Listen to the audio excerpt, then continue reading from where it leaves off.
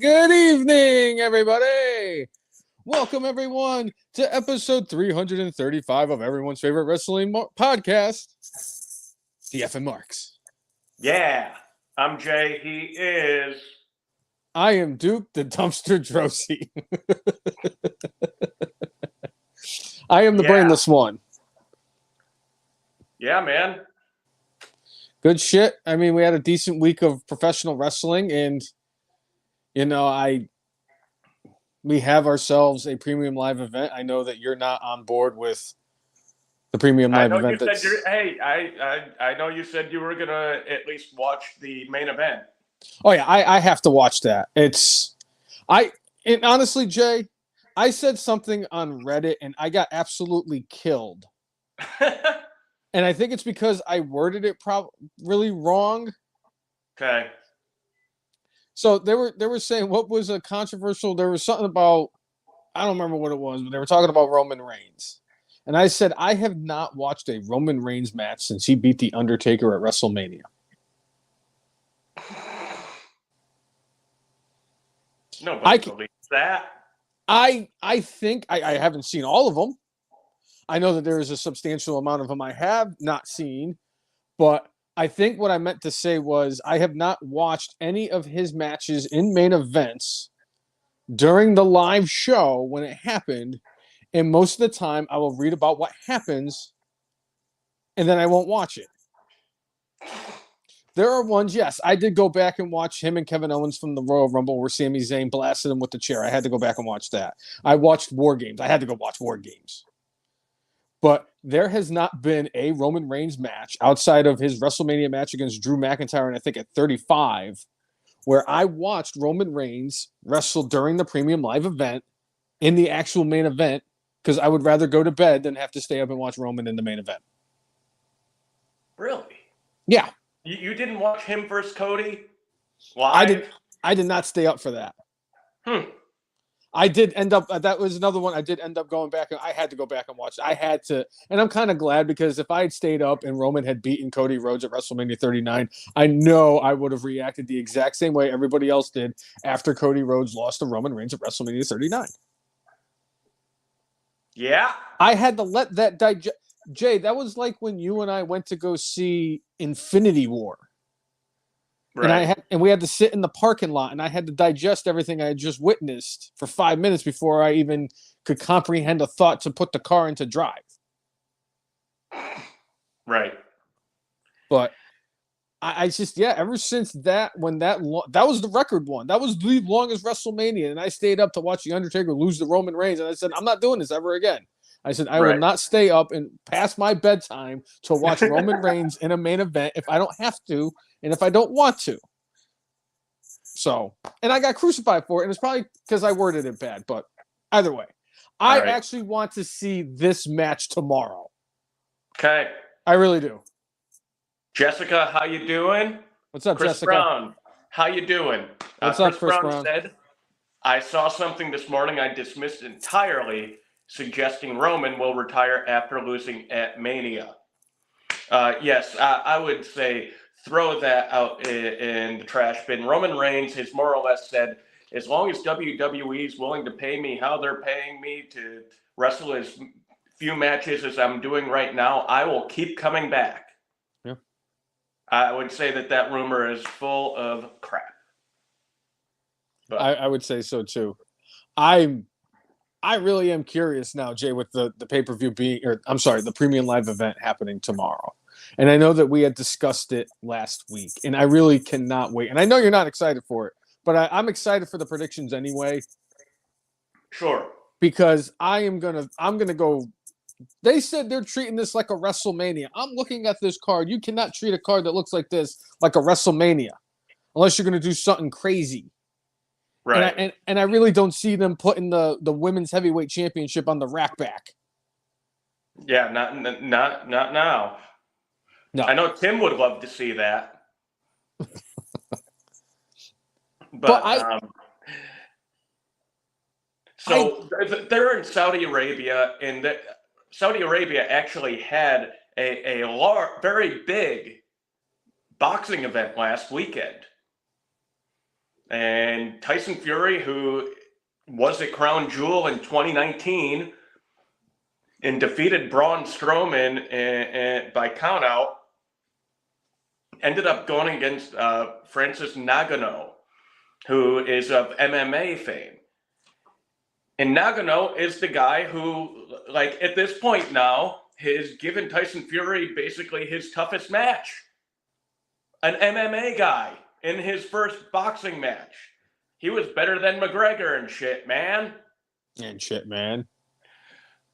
But the reason why I'm bringing that up specifically is one Vincent Kennedy McMahon, after the show, was interviewed right next to The Undertaker.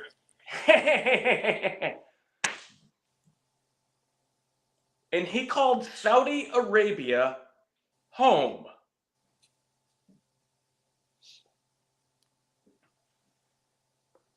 I know people in Connecticut don't like to admit they live in Connecticut. I know that. All that being said, does he think that he's kissing their ass better by lying and they know that he's lying, saying that? Yes. Like, is that a better move? Does he feel that his wrestlers are not going to get taken hostage this week by him saying that? But, like, home? Like, when I saw that, I'm like going, he is doing something dastardly. Something dastardly is going to happen from Vince McMahon. Wrong. Jay, I'm more fascinated with the fact that the weather is not going to cooperate with WWE this entire weekend. They're predicting rain all weekend. Wow. And that is, if I'm not mistaken, that is actually an open stadium. So they're going to have to look for like alternative locations to have all the people and the camels in the crowd. They're going to bring Samoa Joe back, and he's going to be doing commentary with his poncho. And it's going to be great. It's going to be like reliving WrestleMania in Tampa Bay a couple years ago. But you know what? Hopefully they thought ahead. I know Saudi Arabia doesn't get a ton of rain, but when they do WrestleMania, they always prepare in case it'll rain. They've got some sort of giant structure that helps at least protect the ring from the rain. I'm sure that the Saudi Arabian government has enough money and enough things that they could do to make it work. Wasn't that the WrestleMania where Mandy Rose like slipped and busted her ass on the way to the ring? I don't know, but if Titus O'Neil is there tomorrow, they really need to get him like a Spidey suit. I can't wait because that's what I want. I need Michael Cole and like Corey Graves or Wade Barrett, whoever they're going to send over there with Michael Cole to call the show. I need them both to be standing there in the rain delay in their ponchos. I bet it's going to be Kevin Patrick, and he's going to be out of breath. A lot of rain today. Chris Brown saying this card resembles an In Your House, not a WrestleMania. And said GTFOH with that shit, LMAO. Whatever happened to the kid that won the house at the first ever In Your House? That's what I've always wanted to know. Does he still own the house? Do his parents own the house? I don't remember a single match from that card, but I do remember that there was a kid on that show who actually won a house. And I believe Todd Pettengill was the one who gave it away. Todd Pettengill gave it away, and this was after he told Vince McMahon to do a courtesy flush. It's good shit, pal. I gotta hire you now. Saying Vince McMahon is a sack of shit.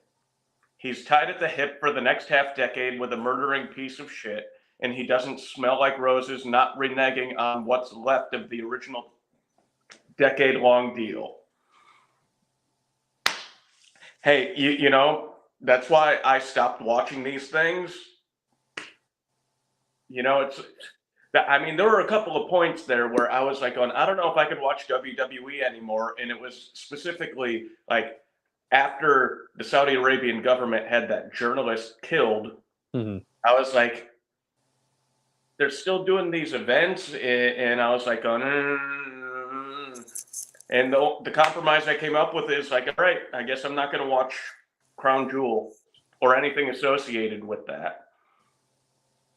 But, but Vince also in that interview was talking about how he believes in the next decade that Saudi Arabia is going to be the sports mecca of the world because, they're spending all this money getting the top talent to, be part of leagues that they're in. I mean, they got Tyson Fury versus Francis Ngannou, which like,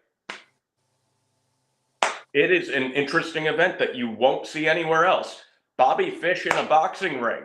I mean, it's probably happened 5,000 times, but we haven't seen it until the last, year and a half. Yeah.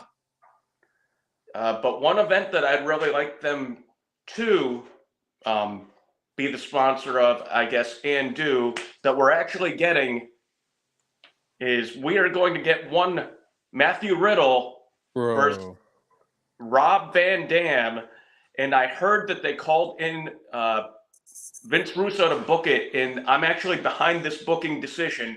It's going to be a bong on a pole match. Where are they doing this match? Well, I heard that they might be doing it. I think it'd be great to do it at the 420 Festival in Portsmouth, but I don't think they could wait that long. If they do it in Webster, Mass, I will find a way to make myself available to get to Webster, Mass somehow, some way, even if I have to throw myself into a box and FedEx myself to Webster, Mass. Because I do remember the last time, and I would love to have a redemption story in Webster, Mass at Big Time Wrestling with Rob Van Dam. Yes.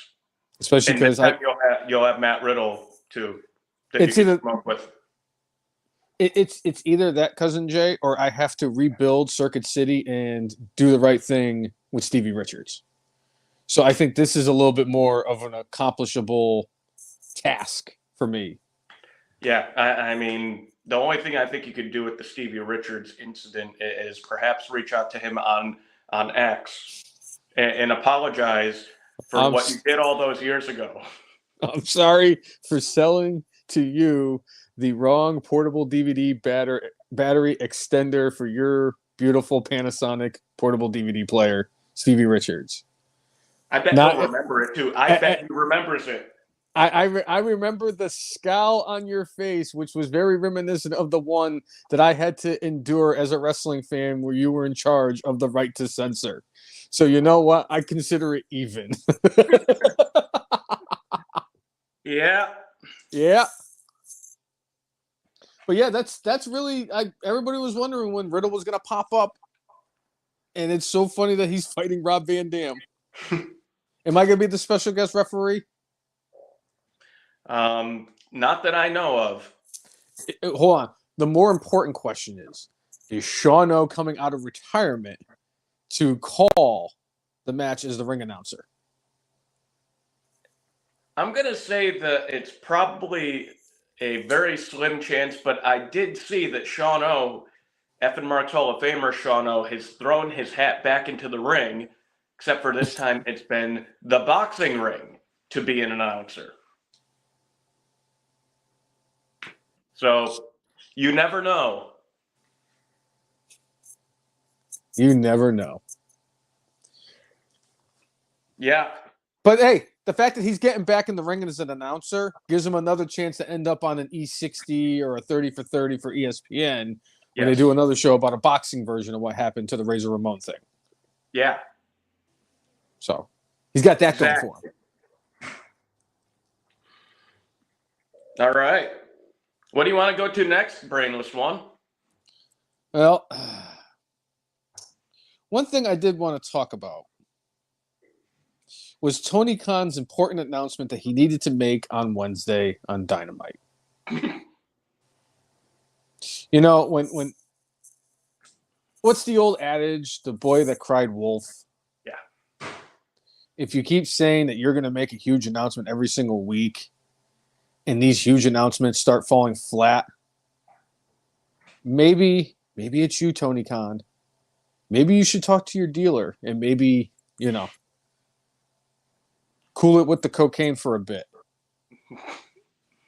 Because a very important announcement that you had to make was to tell everybody that tickets for All In 2024 at Wembley Stadium in London, England, were going to go on sale in December.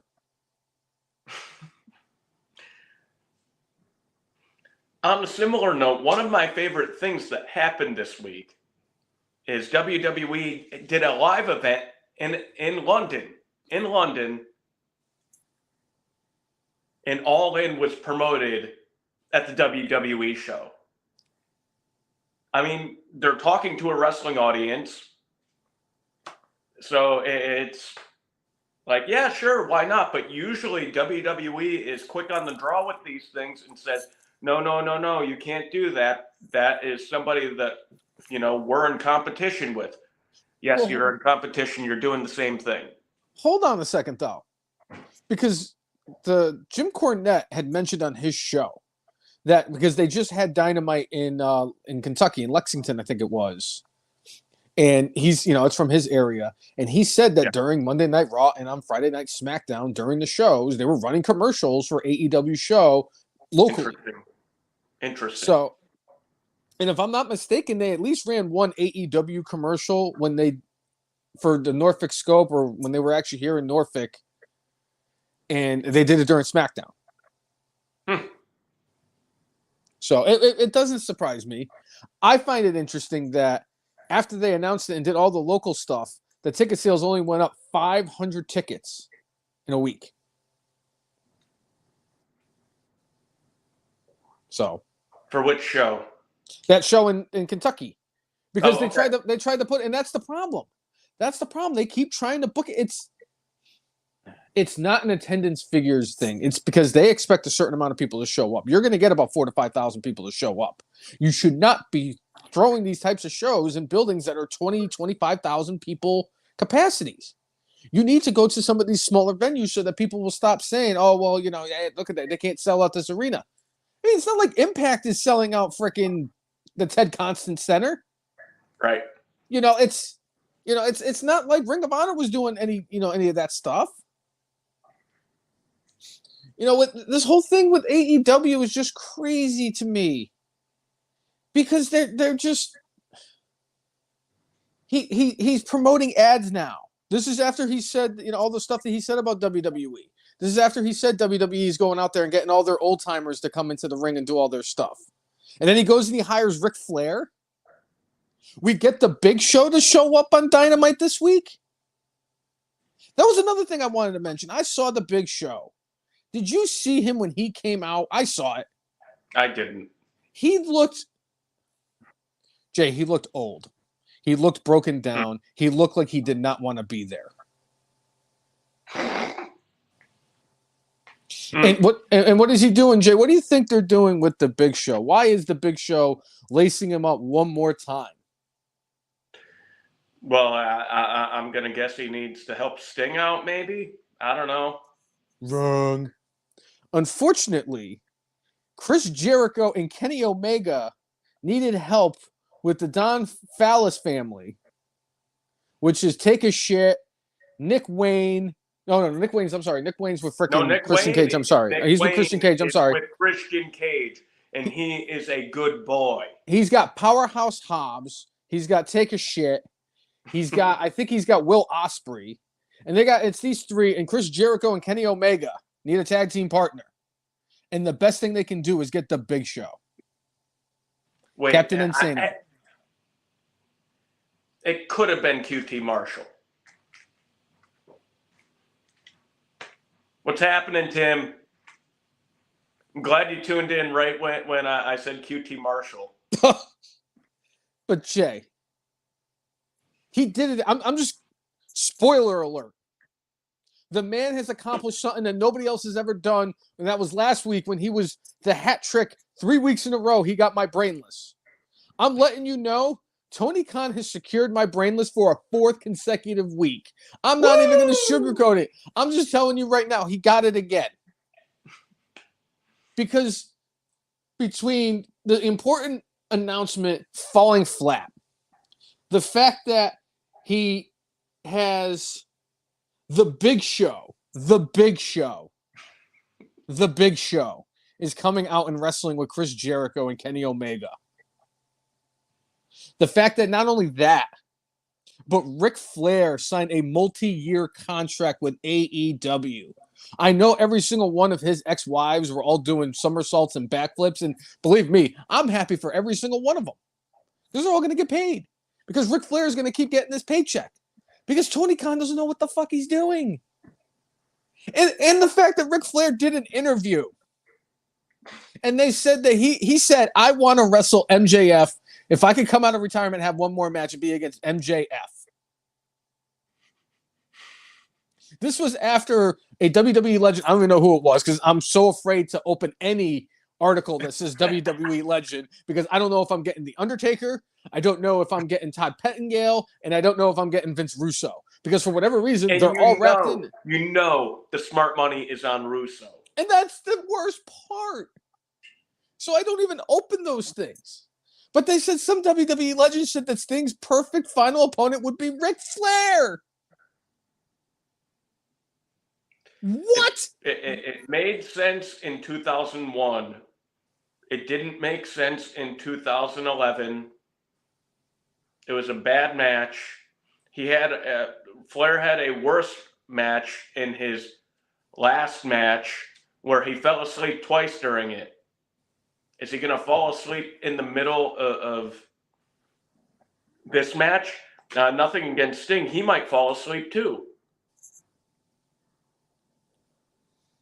The only way, first of all, I'd never, no way should Ric Flair be Sting's last opponent. I'm sorry. Like you said, in his last match, he fell asleep twice. But let's take that out of the equation. The only way that I would ever sign off on this is if somehow, some way, Ric Flair magically disappears on Dynamite, goes away for about a month, and then Sting's out there, and he's talking to Tony Schiavone, and all of a sudden the lights start flickering, and it's Sting. Sting. Yes. Yes. It is me, the Black Scorpion. And then they do the whole shtick with the Black Scorpion, only so that when he ends up at Double or Nothing, or All In, or All Out, whatever it is, and he ends up fighting the Black Scorpion, and the Black Scorpion ends up being Ric Flair. Yes, that'll be the only way that I would sign off on Ric Flair having one more match with Sting, is if Ric Flair came back as the Black Scorpion. I greatly appreciate the fact that you used the Batman voice from Badman.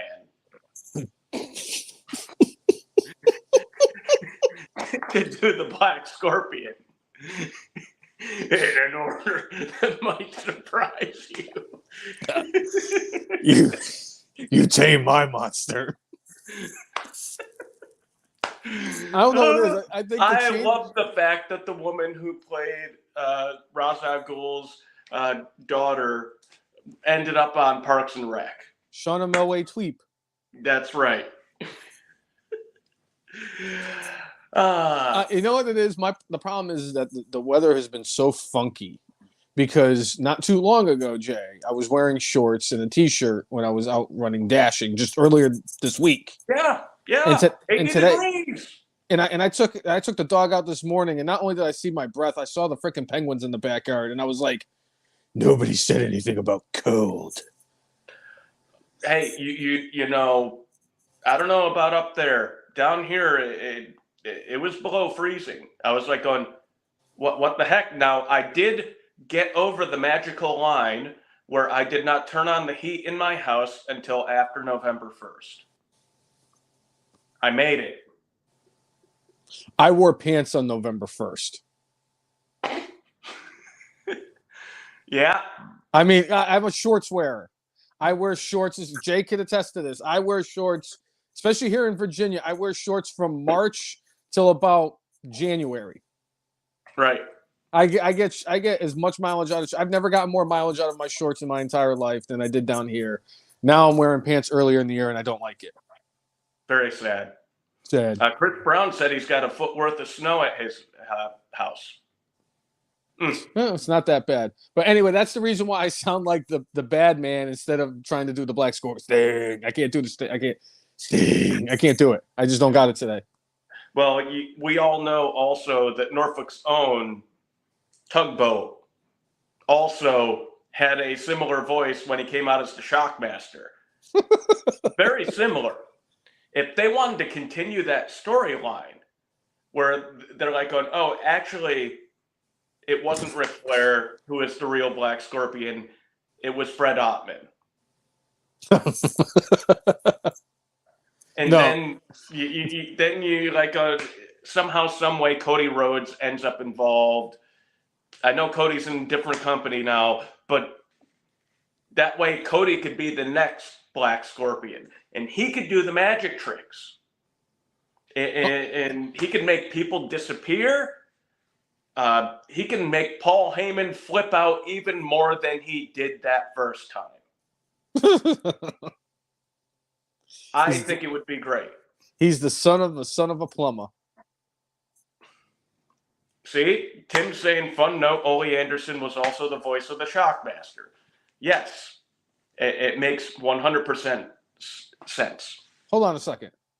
Are you telling me that was actually Ole Anderson's voice? This isn't like when you hold on. This isn't like when you told me that PN News falls through the scaffolding, right? Hey, I'm just reading what Tim wrote, but Tim is the one who came up with the PN News falling through the ring bit, so it's quite possible. The reaction I had when PN News did not fall through the scaffolding during the scaffolding match that he had with Stunning Steve Austin was the same reaction I had when Fandango beat Chris Jericho at WrestleMania 29. What the fuck? Why would you tell me that?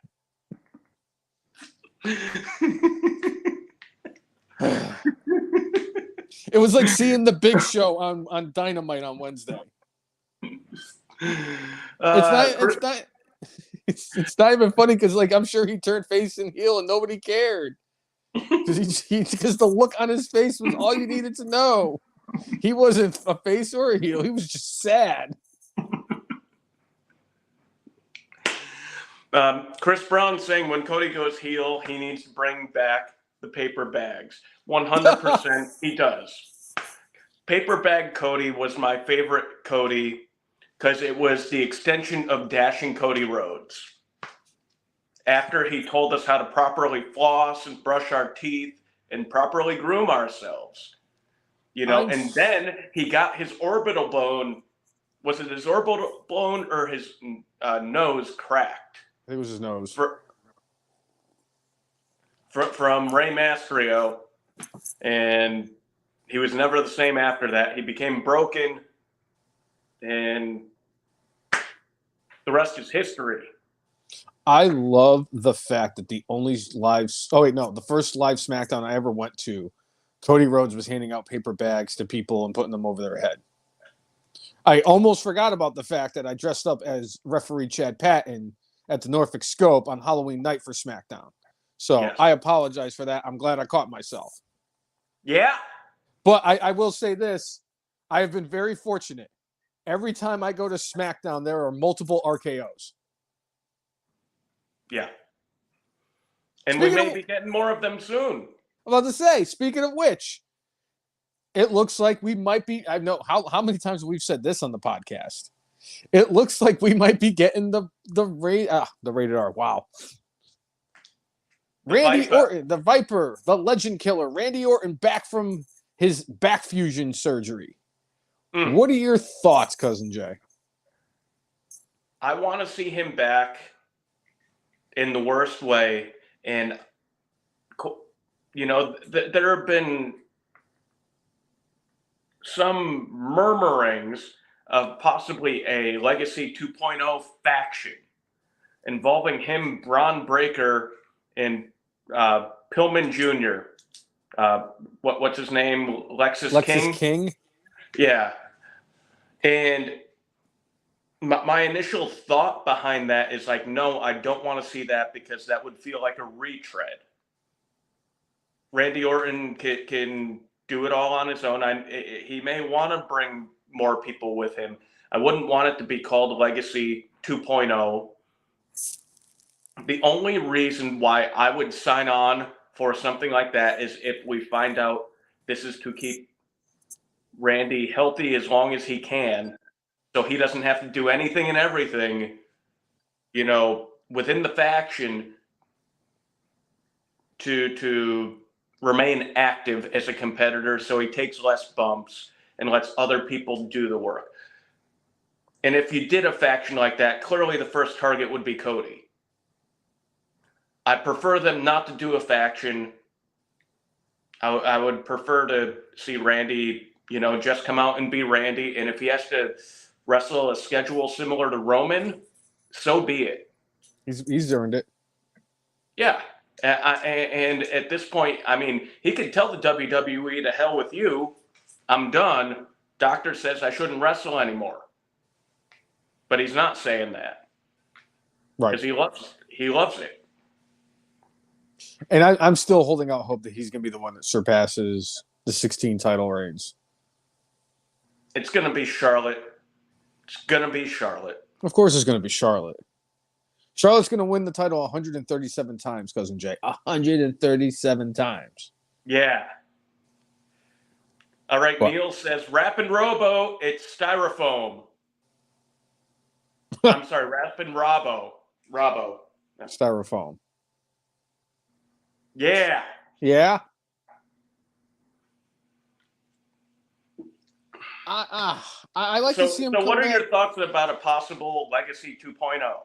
I think if they're going to keep some of the traction off of like Randy getting hurt and all that stuff, taking less bumps and everything, I have no problem with them doing that. Just because if it could prolong his career, I think it would be good for him. And it would be a good way for, especially if they're going to do it with Braun Breaker, to get him some exposure. He's been doing some really good work down at NXT as their top heel right now. He is. He's their best heel. It's not even close. The fact that he's gotten people to feel bad for Von Wagner is all you need to know. The fact that he beat the snot out of Robert Stone and was going to give him the same fate as Von Wagner before Von Wagner saved him. You got a very, very good, very viable option to put with Randy Orton, who can not only get some of the rub for working with Randy Orton, but with Randy's experience, who's a better brain for Braun Breaker to pick at? Now, if they were going to do it, just like I said with the Shockmaster, with the Black Scorpion. Yes. Hold on a second. I got to check something real quick. I'll be right back. All right. Yeah.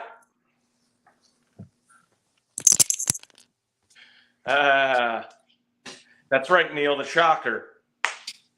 Robert Stone seems like a tailor-made Heyman guy. I loved when he was Robbie E. Over in TNA. I thought it was hilarious. Yeah, so we'll get back to all that fun stuff when the Brainless one gets back here. But I want to see Randy Orton back. Orton has said that he was going to wrestle until he's 50. With the state that his back is in, I'm going to say he probably couldn't or shouldn't unless he really takes care of himself. He's had a year and a half off. I'm sure he's healed up a lot. But, if your signature move is landing on your back 5 times a night because everybody wants to see 5 RKOs and not 1. If he really wants to wrestle until he's 50, he's not going to be able to do house shows anymore.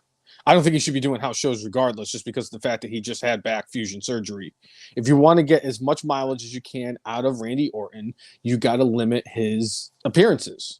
You got to give him, maybe after, every 2-3 months that he works, he gets a month off. You don't have him do any of the house shows. You want him at the pay-per-views. Even if he doesn't wrestle at the pay-per-views, his presence alone is going to make a difference on the pay-per-view.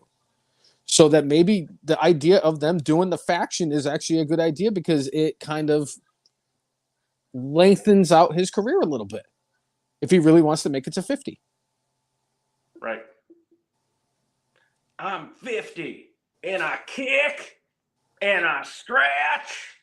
And I'm only saying this because of the fact that I still love the RKO. It is my second favorite finisher of all time after the Stone Cold Stunner. And yes, as much as cool as it would be, especially if he was going to come back as a heel, for him to have the punting in the skull, I understand why they don't have that as a finisher anymore. Sure. So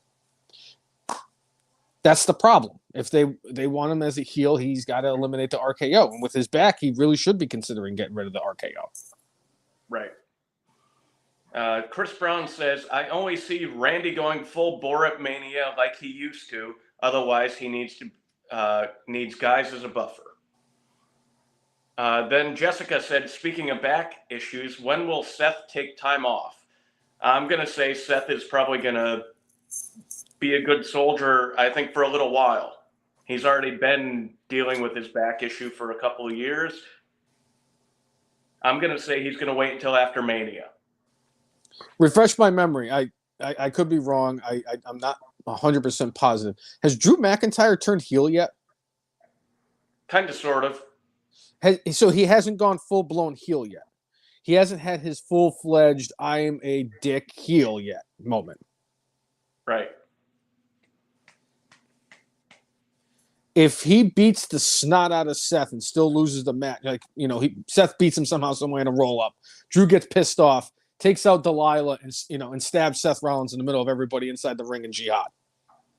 Or Rajad, or whatever it's called. Riyadh. Drew McIntyre takes, Delilah out, and, he goes, oh, I'm sorry, Veronica, Matilda. I keep forgetting what it's called. The sword. Angela. I'm sorry. I should know Angela from The Office. But he does that. Angela. And Seth's in the middle of the ring. And then Damian Priest comes out and cashes in his briefcase. It could happen. All right. Yeah. I was going to say, or does Drew McIntyre winning the World Heavyweight Championship in front of the crowd in Saudi Arabia, in front of that massive crowd, they're going to have a huge pop. Would that make up for the fact that he was WWE champion during the COVID era? I think it would be something that he would like. I think he would have preferred to win it at Clash at the Castle. All that being said, there's going to be a title that changes hands this weekend. No doubt about it. It might be that championship. I guess we'll see. I do have to send you a couple of Neil's comments here. Straight out of Hartford. Crazy motherfucker named Styrofoam. Then he said, got your baby mama number on my iPhone. Okay. Said, sick hat, bro. And then he said something about the fact that you guys made out once. And said, I want to send 200 stars. Okay. Yeah. All right. And then switching back to Chris Brown here. Drew preferred winning the belt as a face, but that's not in the cards, at least not right now. Yeah. And I get that. But sometimes you just got to take what you can get in a certain situation. I know that it would have felt a lot better if you were able to celebrate with winning the championship in front of fans in an arena instead of just being in the performance center with one fan when you won the title. Yeah. That was he beat Brock Lesnar that year, correct? Yeah. Yes. But I think that, winning the world title, and I really do think if Seth really needs to worry about his health at this point, and this is your next opportunity, especially we have no idea if Drew McIntyre has signed yet, because all the new, the thing out now is that the way Endeavor does the contracts, they do it a lot different than WWE's done them. Right. So how are they going to do things differently Does he get his contract? Does he win the title? Is that what's going to help? Is this just a straight up heel turn going to help? WWE generally would, if your deal was within 6 months, that's when they would really go in and negotiate with you. According to the things I've read, McIntyre's deal will be done before WrestleMania. Okay. So they're within that 6-month window at this point. So if they're not crack-a-lacking right now, Drew may be finding another home. And, there was a point when he was out for a bit where it sounded like things weren't going so well. He didn't love the creative, and that's why it took him a little more time to get back. Triple H spin doctoring it, kind of saying like, "Oh yeah, it was funny." Like that stuff wasn't true. We would, message back and forth about the stuff people were saying, and it was just funny to us. And McIntyre coming out not that long after that saying like, "Oh yeah, maybe there was a little smoke there," but yeah. I'm curious, and especially because now that they said the Impact's going to go back to TNA, Drew McIntyre becomes a free agent. Drew Galloway could go back to See, I'm already doing it. Could go back to Impact. He could go back to TNA.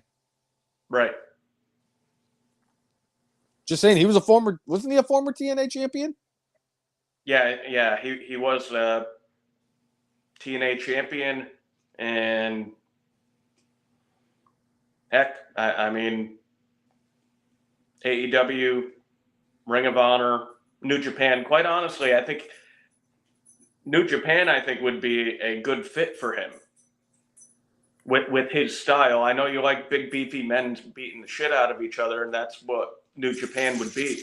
Well, except for some of the Japanese wrestlers, they're a little smaller, but they do beat the shit out of each other. Correct. And he beats the shit out of people too. Yeah. And I'm curious to see what happens. I have a feeling that we're going to get more than one title change, because if they're only going to do one title change, I got a feeling Logan Paul is going to hold WWE Gold. You might not be wrong. And by the way, another match that's been discussed is Jake Paul, Logan Paul's brother, going against Matt Riddle. I guess there are certain stipulations that they have to abide by for it to happen. I guess we'll see if the money is right and the stipulations are right. Yeah, he cannot have contact with Logan Paul, who is a contracted WWE employee. Yeah. Oh. Yeah. Neil has all sorts of messages for you, but he said to unblock your text. Okay. Anyway, Chris Brown saying in exchange for Drew going heel, Mizanin is going face for the first time in 5 years. I don't like Miz as a face. I think he does okay, but he is just more natural as a dickhead heel. Thanks, Neil. Agree. Appreciate it. He said I'm very attractive. Wow. But, okay. Yeah. There was one other thing I wanted to mention with the whole Ric Flair thing. I definitely want to talk a little bit more about the Ric Flair thing. With him going Ric back, Flair, apparently part of his deal, it's not that he just signed on as a performer. The Woo energy drink is now the official energy drink of AEW. So in the locker rooms of AEW and in the arenas of AEW, the Woo energy drink will be the only energy drink there. He stole the idea from Logan Paul. Just like and he's in league with Mike Tyson for, what was it, CBD? Or do they have a specific strain of marijuana for their company. Oh, geez, I don't even. Do they have like weed? I'd have to double check. I think they have weed. Smoke weed, Do they pal. have weed? I think it is weed, and I think they do like CBD and like THC edibles and stuff like that. And shit. Because not only that, with the energy drink and him getting this multi-year contract, because it's not even just gonna be like the whole Logan Paul thing. It's gonna be like with WWE, where the announcers are gonna have it. I never wanted a Diet Mountain Dew less in my life than when it was on the broadcast tables during Raw, SmackDown, and WWE pay-per-views. But the fact that he mentioned that he wants to fight MJF, I am now convinced that he has signed this multi-year contract, and part of this deal that he's getting, because Tony Khan is so desperate for the biggest name that he can get, and there's no bigger name in professional wrestling than Ric Flair, apparently. I am now convinced that at some point by the end of 2024, we are going to get, this might be my Punjabi prison match. We might be getting Ric Flair versus Kenny Omega, just so that Meltzer, for whatever reason, will give Kenny Omega and Ric Flair 5 stars, so that Ric Flair can go down as the oldest person ever to get a 5-star match from Dave Meltzer. Because we've seen Kenny Omega have a wrestling match with a blow-up doll where he ate 7 Canadian destroyers. I am, for whatever reason, confident that Twinkle Toes McFingerbang could actually get a 5-star match out of Ric Flair. All they have to do is have a match in Japan, and At the it'll Tokyo shoot Dome. up another 1.5 stars. You could have Okada in the Tokyo Dome, Omega, Ric Flair. Ricky Steamboat could somehow, some way get involved in this match. Put Will Ospreay in there. And for whatever reason, that's the way that Ric Flair is going to get his, whatever number 5-star match that he's had at 975 years old. Still younger than Bobby Fish. I am now convinced this is my Punjabi prison. We are going to get Kenny Omega versus Ric Flair in an AEW ring. When the pacemaker pops out of place, does Kenny Omega super kick it back into place, or do like a flying knee, or does he just twinkle his toes and back in it goes?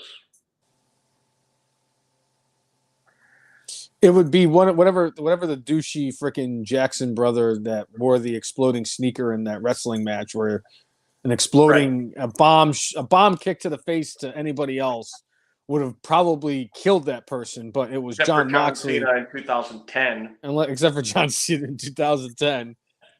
But obviously, it was Plumber Mox, and it takes a lot more than an exploding kick to the teeth to actually do some kind of harm to the plumber. A couple of spike tombstone pile drivers. I saw the clip. The job. I saw that somebody posted the clip at the end of that MJF versus Kenny Omega match for I almost said Impact, for the AEW World Heavyweight Championship. Yeah. I have watched my fair share of Kenny Omega matches. I hate the fact that I've probably seen more Kenny Omega matches in the last 6-7 years than I've seen Roman Reigns matches. I'm going to tell you this much. I know that we have said that Samoa Joe is the greatest seller of anything in the history of professional wrestling. True. Kenny Omega could not sell an ice-cold bottle of water to a man dying of thirst. Yeah. If he worked at Circuit City, he would have to work in the receiving department because he cannot be on the sales floor. You will not be finding Kenny Omega at the car dealerships. No. My dear cousin Jay, Kenny Omega cannot sell anything ever. I don't know how many hits he took. I can't. He just, between him and those dipshits, I can't even try. I can't even remember which Japanese superstar it was, but they had a match. It was during the COVID era when they were at Daly's place. And this was like the first time seeing this Japanese performer. Kenny Omega took, I think it was like 5 Meteoras, which clearly was that performer's ending move, and didn't lose. And it's like, well, clearly his ending move doesn't work. Jay. He took 27 Canadian destroyers from blow-up doll, right? He got hit with 7 Canadian destroyers from an inanimate object and kicked out at 2. I don't know what else you want me to tell you. That man does not sell. He is an absolute embarrassment to the wrestling industry. I will never, ever, ever, ever, ever watch AEW as long as him and the dipshit Buckaroos are still part of AEW. And I know that they just signed long-term commitments. But you know what? CM Punk signed a long-term commitment, and he doesn't work there anymore. Anybody can get fired on any given day. Remember that. It may have been Tanahashi, Chris Brown. I am not sure. Neil, Brainless One is not able to see the comments, so that's why I recite them so he could hear them. But yeah. He did tell you to please respawn and ask you to respond. Anyway, why did you block all of us? We love you. We love you. Long time for reals. And I quote. Okay. And I quote. But Ric Flair signing a multi-year deal with AEW. Ric Flair doing the most Ric Flair thing ever.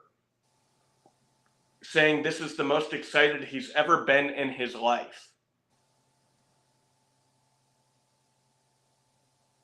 I think, much like Vince McMahon calling Saudi Arabia home, I think this is bullshit. With a tear in my eye. This is the greatest moment in my life. Not my 4 kids being born. Not the fact that I was the NWA champion. Black Scorpion. None of that. 16-time world champion. Not the fact that I did magic tricks as the Black Scorpion. Not the fact that I was on Clash of the Champions 13. Or the fact that I was the first ever wrestler in WWF history to win the WWF championship in the Royal Rumble. With a tear in his eye that night. The greatest moment of his life, and now he has now had the next greatest moment in his life forever that will last for 3 seconds.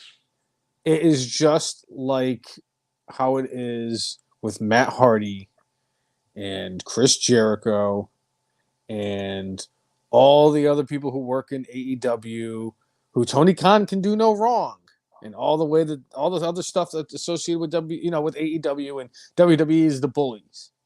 The fact that Matt Hardy is going out there and attacking Jim Cornette on behalf of the Young Bucks and freaking Tony Khan. The fact that Chris Jericho is making it like, yeah, that's the secondary show. Well, it wasn't the secondary show to you guys when you were beating the shit out of it when you first started on Dynamite. To the point that now NXT is on Tuesdays. Right. It's what happens, Jay. You have to you can't. What is it? You can't bite the hand that feeds you. You can't. By the way, I showed my wife the Matt and Jeff Hardy having their training exercise against a kangaroo. She was like, "What?" It's like, "Yep." I'm like, "This is why I enjoy professional wrestling. They get as stupid as they can with this, and it's either brilliant or you just shake your head."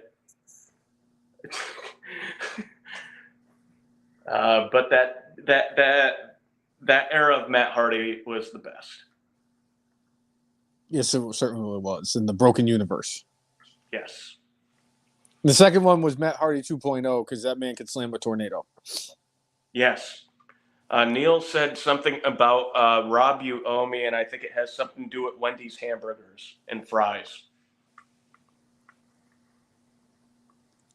Oh. All right, I think another one of your friends is chiming in, Andrew, saying, how about them Giants? They suck. Hey, they're right there with my Patriots, baby. You guys are not even the lord of your own stadium, brother. Ugh. The MetLife Dome.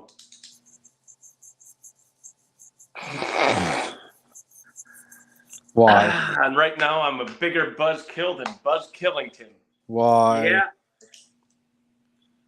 Why? It's all right. Patriots aren't any better, baby. You guys beat the Jets. We did beat the Jets. We didn't beat the Jets. It was one of the ugliest things I've ever seen in my life. No, Jay, that the Giants-Cowboys game. That Giants-Cowboys game week 1 was definitely one of the ugliest things I've ever seen. Yeah. And the bits and pieces of the Giants game I saw on Sunday was also very horrible. Sad.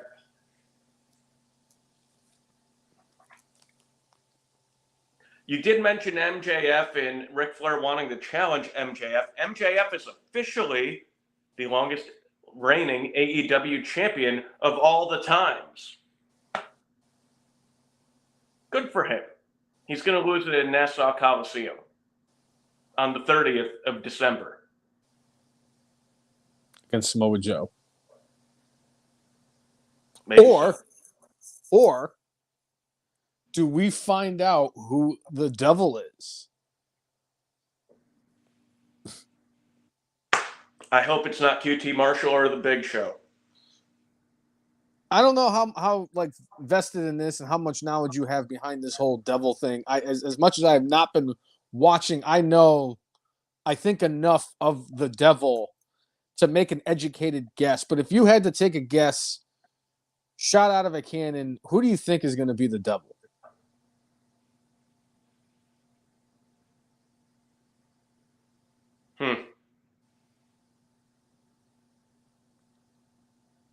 I don't know. If I was having fun, I'd say Danhausen. I don't think it's Danhausen, though. I think I'm still convinced it was supposed to be Adam Cole. Adam Cole having the ankle injury, although I still think that could be kayfabe because that cast that he had on his leg was a little over the top and excessive. So it could be Adam Cole. If it's Jungle Boy, I'm going to throw up. And that will just solidify me never watching AEW again. I've heard a rumor that it could be Britt Baker. Huh. I've heard one that it could be CM Punk. Huh. Chris Brown saying I could see Adam Copeland being the one to take it off MJF. That's what she said. Why does Edge doesn't need to win the AEW World Championship? I don't think he cares to win the AEW Championship. Quite honestly, I think he and Christian battling for the TNT title would be perfectly fine. Once again, Christian Cage has done more for a championship that he did not actually win than anybody else in the history of professional wrestling. He's a GOAT. He is a GOAT.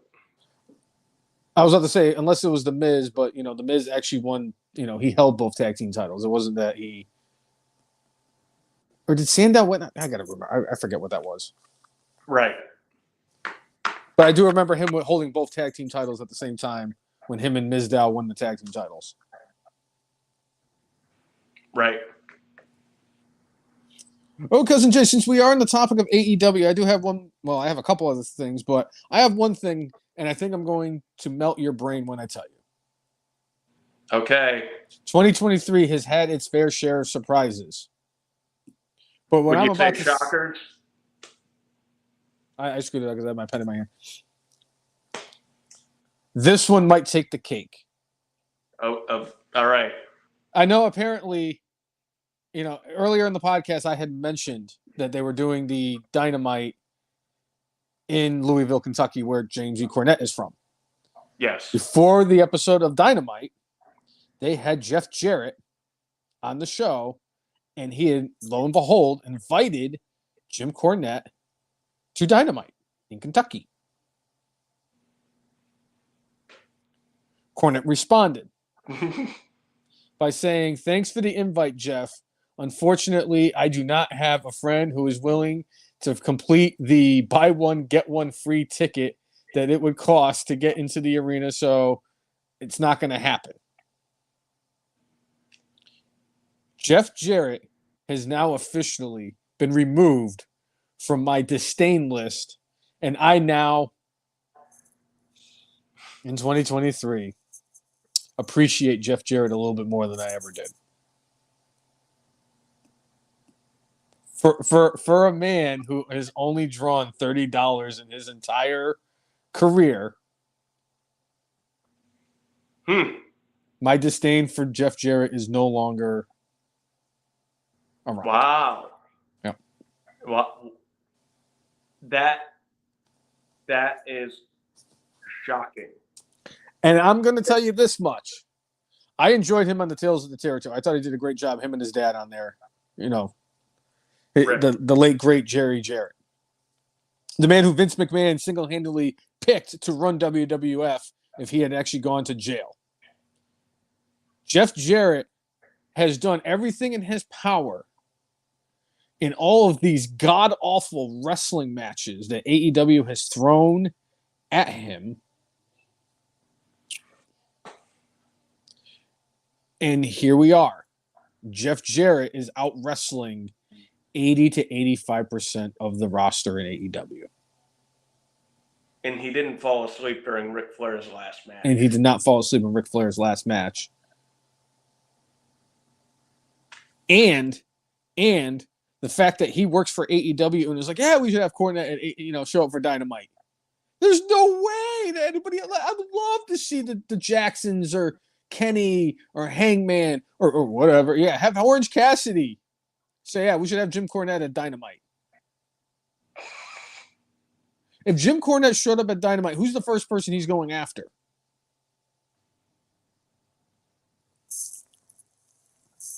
All of them? I think it's Pockets that he so eloquently refers to. Probably. If the Danhausen was there, he would probably be second. I think it'd be the Young Bucks. Or Moxley. Oh, could you imagine him trying to go after John Moxley? Yeah, you call me Plumber, huh? Plumber Mox? Yeah, that's cool. You ever been sliced with a pizza cutter before? I bet that's how that was Renee's pickup line to him. You ever got a cut by a pizza cutter? Yeah. On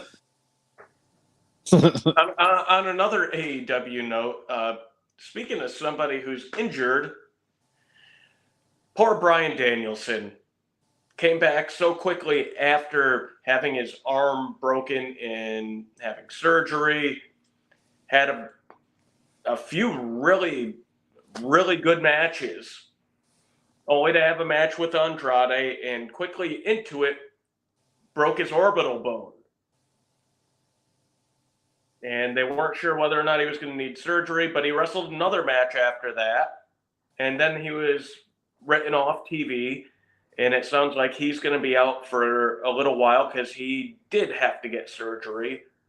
And it's going to be 2024 before we see Bryan Danielson wrestling again.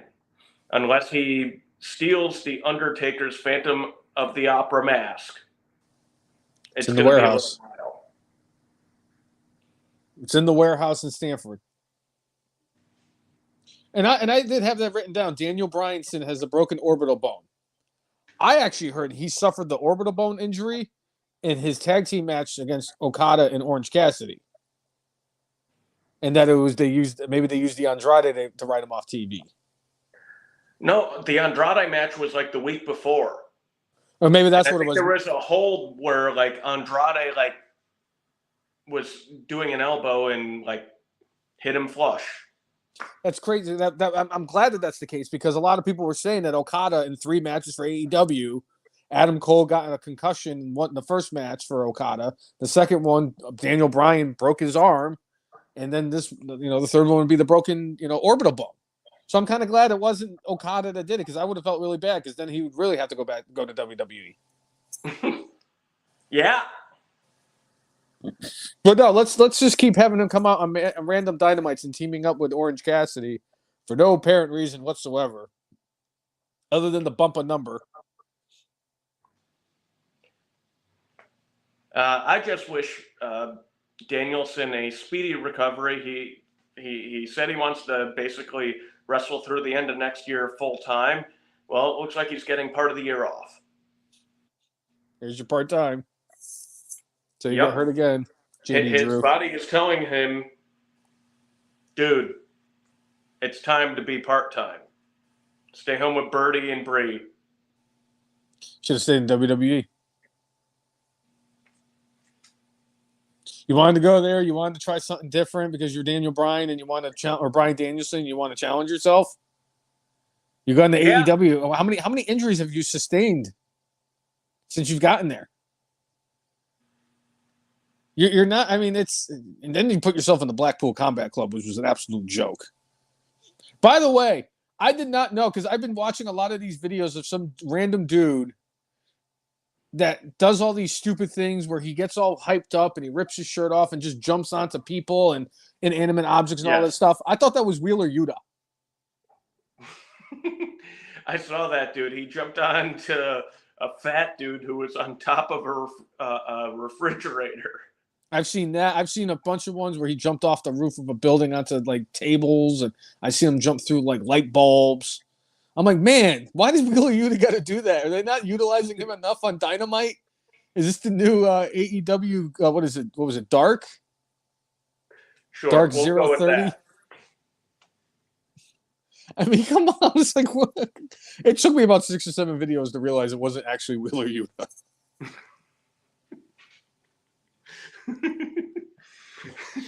But the dude sells better than Omega does. Oh, Jay, come on. My dog, when she doesn't get enough treats, sells it better than Omega does. Yeah. Yeah. I mean, Shawn Michaels at SummerSlam 2005 sold it better than Omega ever has. Well, I mean, that's a high bar right there. Another high bar, which WWE trying to take full advantage of this. Joel Embiid fined $35,000 by the NBA for doing a DX crop chop. To which Generation X's own Triple H came out there and said, hey, Joel, would you like to have a free ticket to go see WrestleMania this year? In Philadelphia? That's worth it, right? Embiid's a millionaire. They're going to have WrestleMania in Philly. It's perfect for him. Joel Embiid versus Shaquille O'Neal. Book it. Shaquille had a really good match with Cody in a tag team match. He could have another good one. As long as it wasn't... I bet he's better than the Big Show right now. I still can't believe you haven't seen the Big Show yet. That was the first... I saw a picture and he just, I mean, he looked like the Big Show. In between a face turn and a heel turn, it looked like the Big Show. And it looked like somebody may have stolen a look from a certain person who likes cupcakes.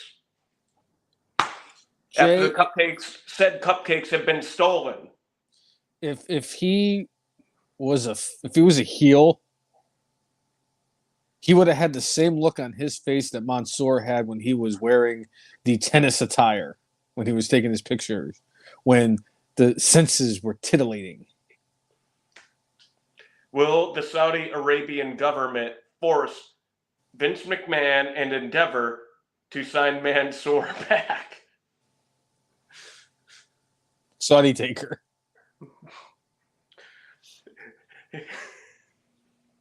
What if he ends up being the devil? I think he's got his non-compete still. Oh, that's a shame. It's a shameful thing, lobster head. Yeah. It's funny that you mentioned a bar because I do have a top 10 list that is kind of a bar because it is a topic that we have discussed many a times on this podcast, and that is the line of Hall of Famers. Okay. I was tasked with the top 10 list, or I actually got the idea of a top 10 list. And I guess it's the top 10. I assumed it as top 10 celebrities that should be in the WWE Hall of Fame, considering that Drew Carey, FM Mark's Hall of Famer El Jefe's biological father, is the bar for celebrities in the WWE Hall of Fame. And I'm going to tell you right now, I have 9 on this list, and I am questioning, and I even looked at the Hall of Fame list at least 3 or 4 times, and there's one guy in this list, like, if he's already in the Hall of Fame, I may have to change it to maybe sharing my Brainless with Tony Khan this week. All right. But the top 10 celebrities that should be in the WWE Hall of Fame, considering Drew Carey is the bar, he is the Coco Beware line. Number 10, Stephen Amell. Okay. Yeah. He had a victory in a tag team match at SummerSlam, so that puts him over the Coco Beware line. But he is number 10 because he has a loss to Chris Daniels under his belt. Yes. Number 9, Jon Stewart. Yeah. Had one of the most nefarious moments in SummerSlam history, costing John Cena the United States Championship and the possibility of winning the WWE title from Seth Rollins. Jon Stewart should be in the Hall of Fame. Number 8, Florida. Is that Florida? No, I'm sorry. Flo Rida? That is Flo Rida. Rapper Florida. Florida should be in the WWE Hall of Fame. All right. Because why not? I mean, he's been the theme song for WrestleMania at least 27 times. And SummerSlam. Yes. Number 7, the Snooki. I just want to slightly rewind based off of what you're saying. Does that mean that Nickelback should be in the WWE Hall of Fame since their song was the Raw theme song, I think, for the longest Raw ever had in its whole 30-year run? If Jim Johnson is not in the WWE Hall of Fame, Nickelback's not getting in. But it's the celebrity wing. But they want Nickelback there. When they, you know what?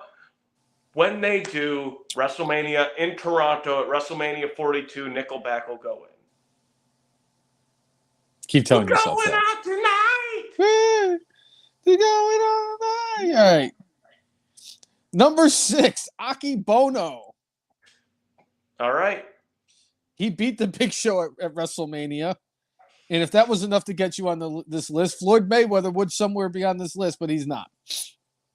No, all right. Because his match against the Big Show at WrestleMania never happened. Right. Just like Fandango did not beat Chris Jericho at WrestleMania 29. Yeah, and we did not see Jerry the King Lawler going against Michael Cole, baby. We did not see Brian Christopher dance down the ring like a dipshit. To no reaction whatsoever. And the crowd goes mild. That was one of the most awkward. Anyway. Number 5, Johnny Knoxville. Drew Carey got into the Hall of Fame for participating and getting eliminated twice from a Royal Rumble. if that was the case, Johnny Knoxville being 1-0 at WrestleMania and also participating in the Royal Rumble most certainly puts him in the WWE Hall of Fame. Yes. Number 4, I cannot believe that I'm arguing this. They had 2 opportunities already, and they've already dropped the ball twice. We're talking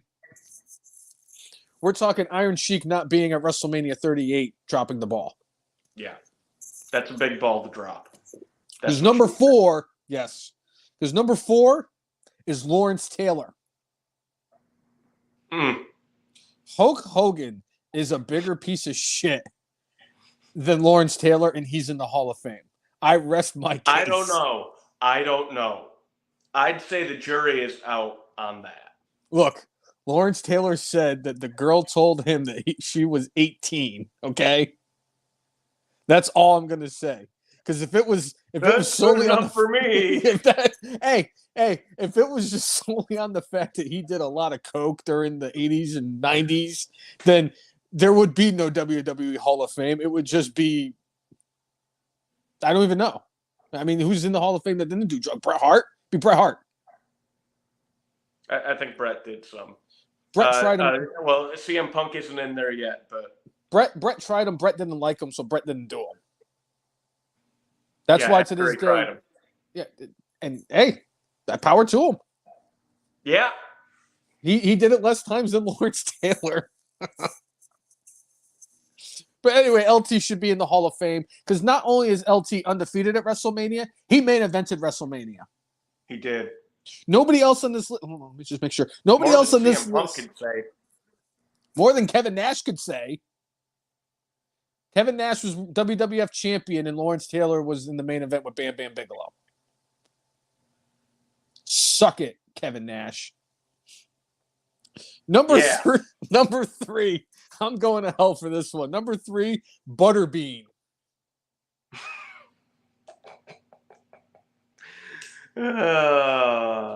Yeah. Honest to goodness, I put him in the top 3 because I saw a video of him knocking out Bart Gunn at WrestleMania 14, and that is what triggered me to do this list for the top 10 celebrities that should be in the Hall of Fame. I cannot believe that number 2 is the one that I actually questioned, and for whatever reason, I had a brainless moment and forgot to double check to make sure he was or was not in. Number 2, it's not Nickelback, Jay. It's Motorhead. Yeah, they're not in. Lemmy is not in. How is Lemmy not in the WWE Hall of Fame? At this point, I think it's just because he's dead. He did. It's all about the game and how you game it. He couldn't remember the 4 words in his song. Greatest live performance at WrestleMania history. I don't care what anybody says. That was 17, right? Yes, it was. It's all about the game and how you game it. When he fought the Undertaker. The first time. Yes. And Cousin Jay, since you know me so well, if that was 10 through 2, do you care to venture a guess on who the one celebrity who, by all accounts, should have been one of the first celebrities in, let alone have already been in by now? Cyndi Lauper. It's a damn shame. She is just as integral to the popularity of WWE today as Hulk Hogan and Bobby Heenan and Roddy Piper. She helped usher in the rock and wrestling movement of the 80s. She was in Wendy Richter's corner at WrestleMania when Wendy Richter ended the, I think it was 30-plus year reign of the Fabulous Moolah.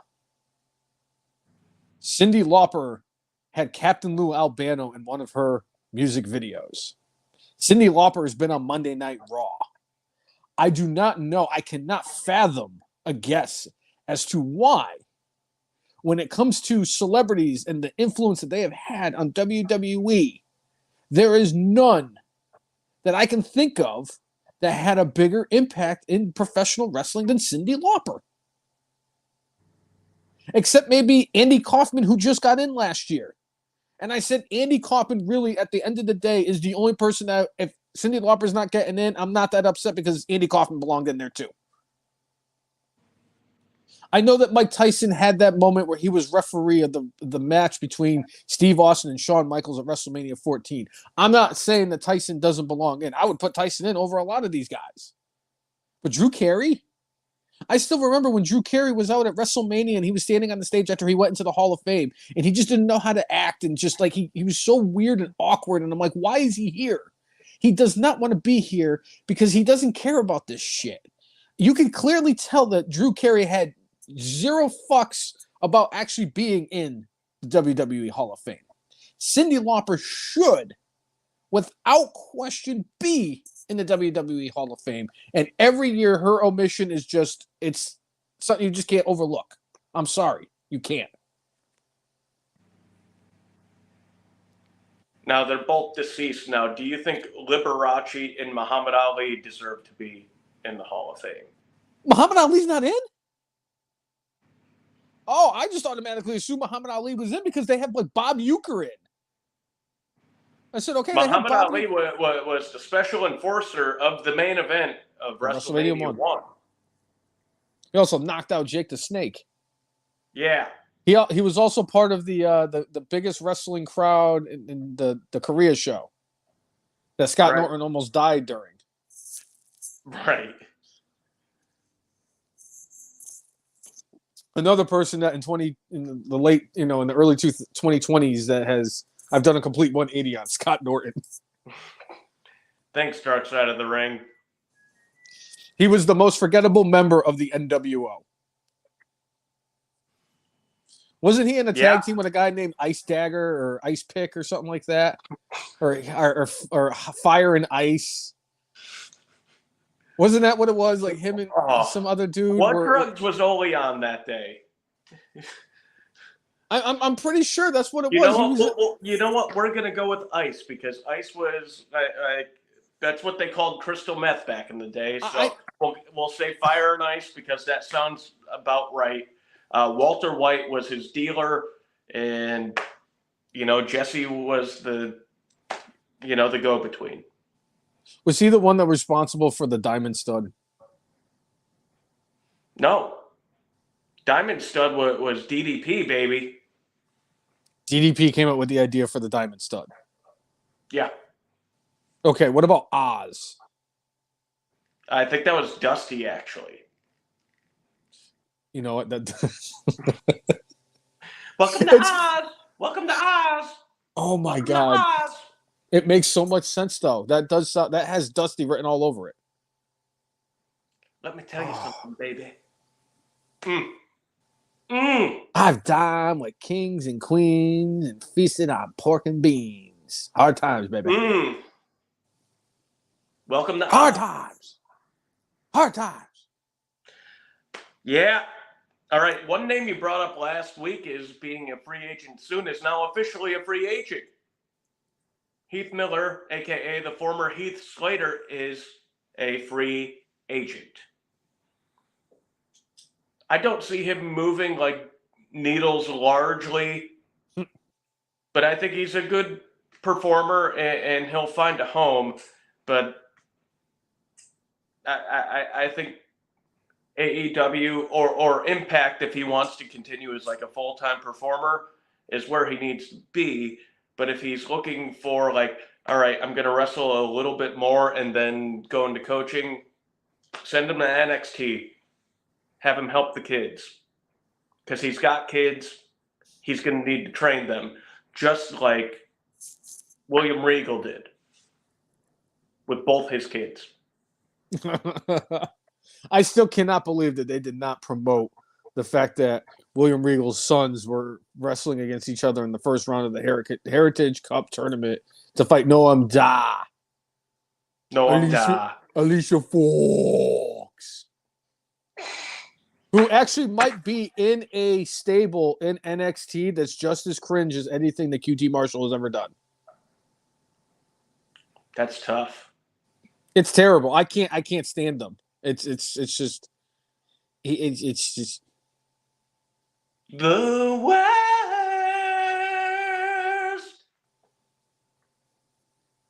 It's a shame too because the dude could actually wrestle. It's just, and this is why the grizzled young veterans are no longer in WWE because they got sucked into a very bad team name and it became the Dyad and they were in the schism and it was just stupid. And they made freaking Zach Gibson shave his beard and look like an alien. Very sad. Ugh. But there is a tag team from NXT that is no longer part of NXT. The Creed. The Creed brothers are going to the main roster after they accepted the Alpha Academy's open challenge for Monday Night Raw. And then they had their tables, ladders, and scares match, I think it was, on Tuesday as their final send-off, leaving NXT. Jay, what are your thoughts about the Creed brothers making it to the main roster? Well, I mean, they were left with a little bit of an opening with the fact that the Viking Raiders are currently not functioning. Eric did have successful fusion surgery this week, and he'll be out for a while, but you need to have like a good crop of teams to be able to keep things fresh. As much as I could watch the Usos and New Day every week, as far as continuing the story after a while is going to get old. You need to have just new blood into something to refresh it.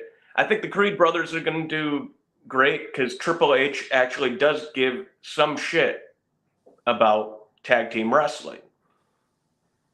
So I think the sky's the limit with them.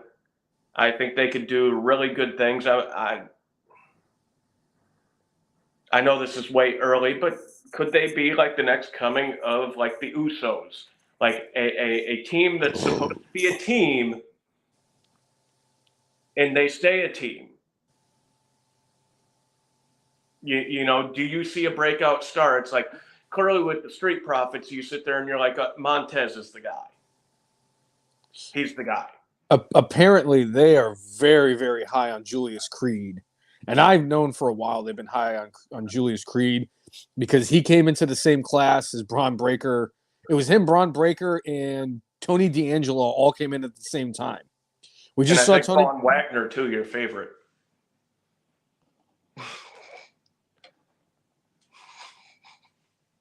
Yeah. Anywho, but apparently they're very high on Julius Creed as a singles competitor. So is Tony Khan. No, Tony Khan's just high on coke. Knows Candy Khan. What if they had Xavier Woods have a little mind meltdown and he thinks he's Consequences Creed again? And he becomes part of the Creed brothers. And then crazier things have happened in professional wrestling. Wait, what if instead of that being the case, what if they get Creed to play the Creed brothers to the ring instead? With arms wide open. I think that would be dynamite. See what I did there? Well, it's better than it being Raw.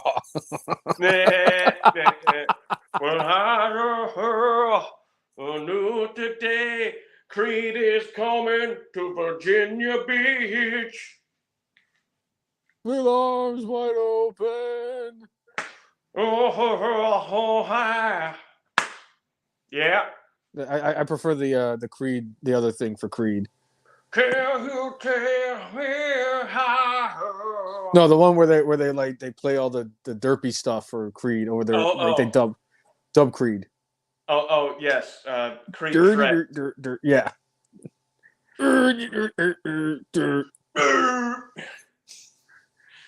Yeah. Yes, sir. Yeah. Yeah. All right, so I'm happy for the Creed brothers, and again, I think it fills a little bit of the vacuum that the Viking Raiders left when Eric got injured. They need to take. I like to see the Creed brothers take the tag team titles from the Spooky Pals. Spooky Pals. So I forget if it was last week or a couple weeks ago when we talked about Montez and Bianca, and we were like, oh no, I thought they were going to have a reality series, but apparently it's this next in line thing. Then today, shocker, not only are they doing that show, but they also have a reality series about their life that's going to Hulu on February 2nd. No wonder why I was confused. It seemed like that's what they were doing, and then all of a sudden it's like, oh, I guess they're hosting this thing. But apparently it's both. I mean, good for them, because clearly WWE sees good things in them. They wouldn't have them out there promoting different ventures and doing different things if they didn't have high expectations and high hopes for them. Bianca's already been, world champion.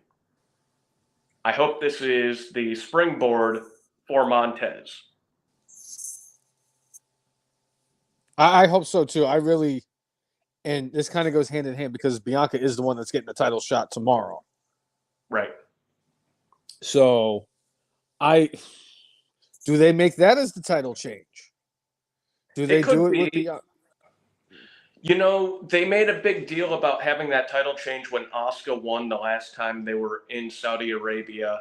The fact that the Saudi Arabian government isn't known for having the best women's rights record out there, where women are treated like second-class citizens. If this is supposed to be a big PR job for Saudi Arabia, having another women's title change on their show will be a big deal. I think it's highly possible Bianca wins. It's either that or Nia Jax wins the World Heavyweight title. Think about that. Are you going to drink a thing of cyanide or nitroglycerin if that happens? Jay, we've already talked about it. Nia Jax has already gotten me in trouble and put in Facebook jail. Just like Lauren Boebert on Twitter got me put in Twitter jail for a month, and then I lost my account. Sad. Wait till we get to the predictions, Jay. Just wait. Wait. So, talking about women, although I guess she isn't a woman, she's a man. She's not only a man, she's the man. Becky Lynch is going to be on Celebrity Jeopardy in a week and a half. November 15th, and if she wins, she'll get to the semifinals. When she was on Celebrity Weakest Link, I think it was like a year ago, she got almost every question right except for one. So I think the man's going to have a good showing here and show the world that not only are professional wrestlers not dumb like most people think, they're actually highly intelligent. Like the TCU graduate hacksaw Jim Duggan. That's Southern Methodist, I think. Oh, yes, you are correct. Oh, the janitor himself from Big Time Wrestling. Chris Brown saying SmackDown kicking off with LA Knight. Yeah! And it was taped last week. And again, that is a good big thumbs up to WWE for something I had been talking about for, I'm going to say, a couple of years, saying like, why the hell do they have a show live on Friday night and then have a show out in the other side of the world a day and a half later? It doesn't make any sense. Pre-tape the damn thing. They pre-taped it. LA Knight's in the ring. Yeah, let me talk to you. Yeah. I know last week I asked you about the booking decision on whether or not LA Knight should win and what your thoughts are about it booking-wise. Yeah. I have a different question. Let's say he pulls off the upset of all upsets, and he beats Roman Reigns. Does LA Knight secure Wrestler of the Year in the Marquee Awards? No. Wow. So even though he would end Roman Reigns' 7,436,808 day reign as WWE Universal Champion, you're still going to go with Christian Cage. That's where my lean is right now. Wow. Christian Cage. He wouldn't even get it if I were to give it to an AEW star. Would you give it to Kenny? You'd give it to Kenny, wouldn't you? Oh yes, I would. I would still give it to Kenny. Or would you give it? No. You know what? You'd give it to the Exploding Boots. That's don't you worry. I got a whole bunch of crazy pre-show awards that are coming out this year. I'm really gonna the Young Bucks are gonna clean house this year. I know who your AEW superstar would be. That would be Wrestler of the Year. I know. It's Eddie Kingston. Of course it is. It's Eddie Kingston. How would Edward Moore not be my Wrestler of the Year from AEW? My spirit animal has he's the new belt collector. Yes. I need him to win the AEW World Championship so he can have that, the Ring of Honor, and the New Japan open weight or featherweight or who happy better paperweight to defeat MJF in Nassau Coliseum than another person from New York? If Tony Khan wants to sit there and like, oh no, well, let's get everybody happy by having somebody win in their hometown. I know Nassau Coliseum is on the island, and it's not in. Is he from Yonkers, or am I confusing him with Tommy Dreamer? But anyway, I know that he is from New York City somewhere. He might be from Yonkers, but Eddie Kingston winning in New York on, the night before New Year's Eve. I mean, that could be a way, but the thing is, the Marquee Awards will be before that. Just realize that, and I'm telling you all right now, spoiler alert, my Wrestler of the Year right now heading into the clubhouse is the best champion in all of professional wrestling. That's Gunther. Yeah. LA Knight's going to get some consideration if he actually pulls off the upset tomorrow. But as John Candy once said in Planes, Trains, and Automobiles, I think he's got a better chance of picking up sticks with his butt cheeks than he does of beating Roman Reigns for the Universal Championship. Chris Brown saying I'm leaning towards a third option for Wrestler of the Year, and that's Mr. Nuclear Heat, Dominic, John Cena hatred in his prime, Mysterio. Dom's getting an award from me this year because I mean I don't know if there's like most improved or like just like the character you've done the most the biggest 180 on. I know that's kind of a oxymoron saying the biggest 180. It's like a 180 is a 180, but like when you're talking about you do a 180 and then you run in that direction even more. Yeah. Like you're running hard, like on, let me see this douchebag keep on douching like he is. Jay, if I'm not mistaken, Dominic Mysterio was my worst Wrestler of the Year last year. If it wasn't last year, it was the year before. And he's been on, I think, that list a couple times. And I'm telling you right now, if I'm almost positive, I was looking over it, I'm almost positive the breakout star is available, and it's going to be Dom. As great a work as Braun Breaker has been doing down in NXT, because he's been doing some of the best work I've seen. But Dominic Mysterio, considering where he was, and I talked about that with LA Knight. Look at where LA Knight was about a year ago, and look at where he is now. Look at where Dominic Mysterio was, and look at where he is now. The character development of Dom has been so impressive. It can't be overlooked. And I really do think, and we've talked about this I couldn't even tell you how long, for a long time on this podcast. We've even said it. He's got to cut the Ray shtick out of his whole his whole thing. And once he becomes his own wrestler, instead of trying to be his dad, he's going to be so much better off. I'm not saying he's the greatest wrestler in the business.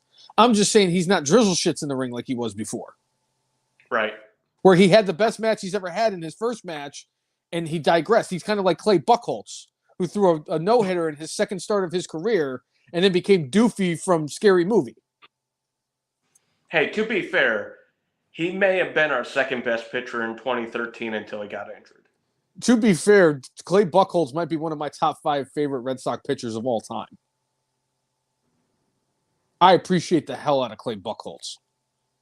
You know who I have a high appreciation for that probably not too many Red Sox fans have a high appreciation for?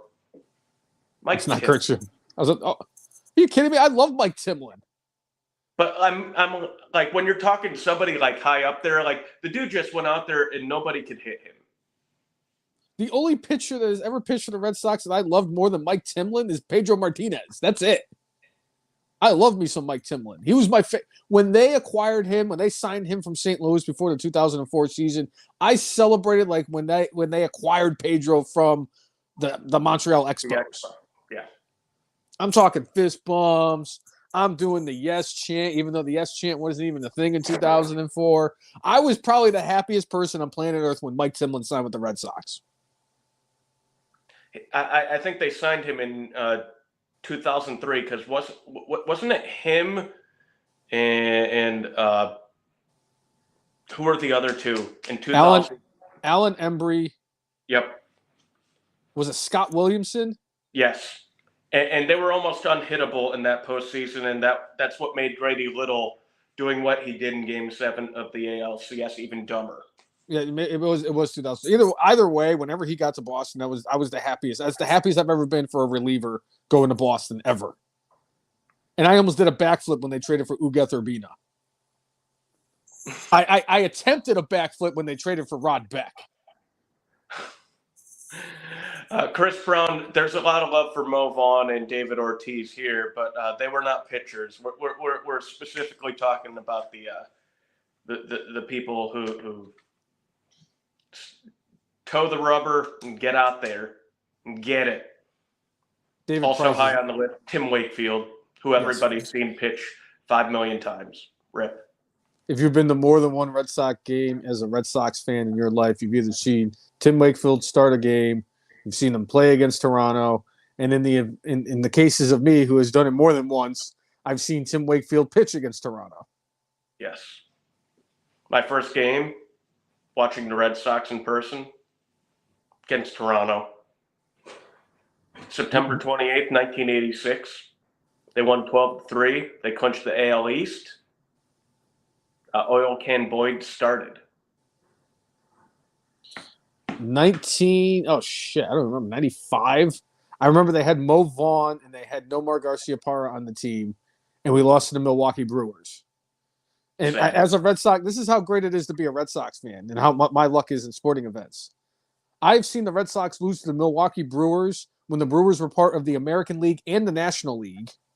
I've also seen the Red Sox lose in 3 different states. I've seen them lose in 3 different states, in 4 different stadiums, in 2 different countries. Yeah. Yeah.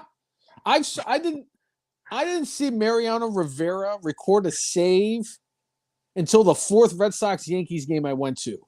But he was undefeated 2-0 against the Red Sox when I go. Son of a bitch. Yeah. And that's why I've been banned from Yankee Stadium by Red Sox fans. Mm. Chris Brown says, I want Chris Sale back in Chicago. LOL. You can have him back. Yeah. You can have David Price. Take him back. You could have David Price too. Oh wait, he's retired. After that incredible fleece job when he tried to convince the Red Sox that he was an actual ace, and they paid him ace money to have him be the number 2 pitcher and then acquire Chris Sale. So as far as they won a World Series with him, I'll take it. They won a World Series. They won a World Series with Ramiro Mendoza, and he couldn't freaking strike out a freaking T-ball player. He was a plant from the Yankees. Let's be fair about that. They won a World Series with Eric Gagne off the roids. They had to make sure he didn't pitch, and they went against the Rockies. They won a World Series with Mark Bellhorn. Mark Bellhorn was the Pedro Serrano of the 2004 Red Sox. Mark He either hit a Bellhorn home run or he'd strike or out. not. Mark Bellhorn is the reason why my father said he was not going to take me to any more Red Sox games in 2005. Yeah. Because I got up in my chair and his first at bat after he struck out, surprisingly, not so much. And I said, Bellhorn, you suck, as loud as I can. Everybody in my section laughed except for my dad. Robert, that's not funny. That's why I don't take you to Red Sox games. Yeah, you said that a few years ago at the track when I was wearing Red Sox stuff and said I hate the Yankees. Can't say that here or what? They'll think I'm a Mets fan, Dad. What are you, stupid? Do you see what you're wearing? No, Dad. Brainless, and it's not just a gimmick; it's a lifestyle. Yep. All right. Woo! Just slightly rewinding and getting slightly back on track. I greatly love that Montez and Bianca's reality show debuts on Groundhog Day. I saw a meme going around, and I want this to happen. They want to announce a sequel to Groundhog Day. And when you go to the movie, they just play the original. I would think love. It's perfect. I would I think love. It's perfect.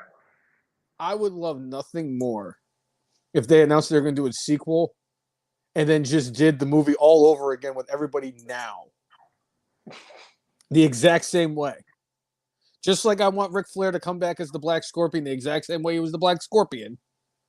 I would love for that. The Groundhog Day is such an absolute, it's a treasure of a movie. It's a top 20 movie of all time for me. I love that movie.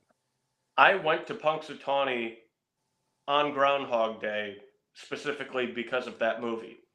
2002, so it was 02. I was there. 7:37 in the morning, Punxsutawney Phil came out. The greatest driving quadruped out there. And I don't even have to floss as he shoves an entire piece of cake in his mouth. Whoa. Or when Chris Elliott shorts on the tip. He puts the tip down and then picks it up. It's a buck. Yeah, it's a buck back. Oh, he really was one of my favorites in that. Chris Elliott really helped make that movie. I mean, Bill Murray was. I'd have to really think of what my favorite Bill Murray movie is because they're all really good for me. I just love Bill Murray. Yes. Hey, Phil Connors. It's me, Ned Ryerson. You don't know Ned the head. Hey, man, case Western Pie. Everyone's dated your sister. Bing! Almost didn't graduate because I got the shingles real bad. Bing again. Oh, such a great movie. I hope they do that. I would be the happiest person if I went there, they announced the sequel, and it was just the first one all over again. Now, what if they got the dude, the couple that just got married, and they came back for the sequel, and it's in this age, and you find out, you finally realize that the guy who was the man of that couple was the guy who played General Zod in Man of Steel. And he's done all sorts of stuff beyond that. It's like going, hey, he did pretty well for himself. He was super hyped about WrestleMania. He and his fiance, then wife. Wasn't that the same dude that was in Knives Out? I don't know. Okay. Perhaps. Was he in Bad Boys 2? Yes. Okay, then yes, it was the same guy from Knives Out. He's a good actor. I like him. Yes. Son of Jarrell Neal before Zod. That was a different guy. Yeah. Yeah.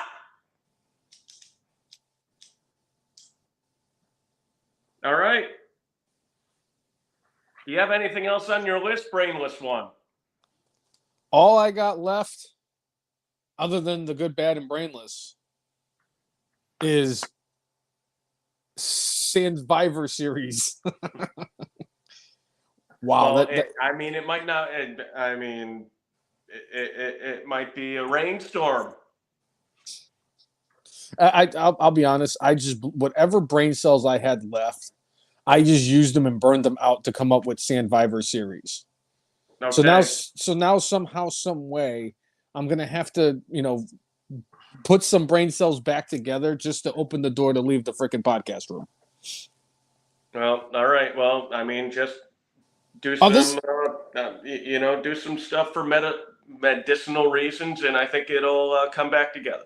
and this is even better because I'm so glad that I burnt out all my brain cells because all we have left is the Blood Money pay-per-view or premium live event for tomorrow, for me at least.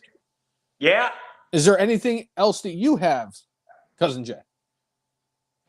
No, not really. The only one little tidbit I'd like to add is AJ Styles seems like he is coming back soon.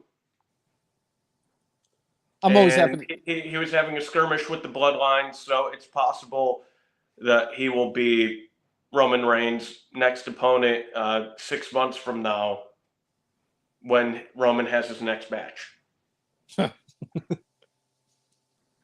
Yeah? Yeah. And I'm always excited to see AJ Styles return. I've been a fan of AJ's for a while. Like I said, I wasn't the overly huge fan of Impact Wrestling or TNA, but AJ Styles was always somebody that if he was on, I enjoyed watching. Yeah. For a guy who Vince McMahon thought of as nothing more than a mid-card guy and multiple time now WWE champion and a surefire first ballot Hall of Famer. Right. Yeah? All right. What match do you want to talk about first? Well, talk about a fall from grace. Sami Zayn is in the pre-show, and he's fighting J.D. McDonough. After at the last one, he teamed up with Kevin Owens to fight Roman Reigns and Solo Sikoa. Sami Zayn versus J.D. McDonough. Who do you Sami got? Zayn has to win. He has to win. I agree.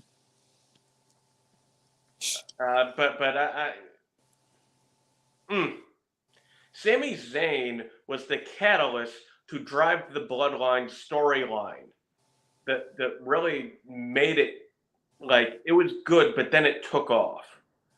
And then he has a big moment at WrestleMania. You know, he got the main event of pay-per-view, and it's like here we are, less than a half or less than a year later, little over a half year later, and pre-show. Did he pee in Triple H's cereal?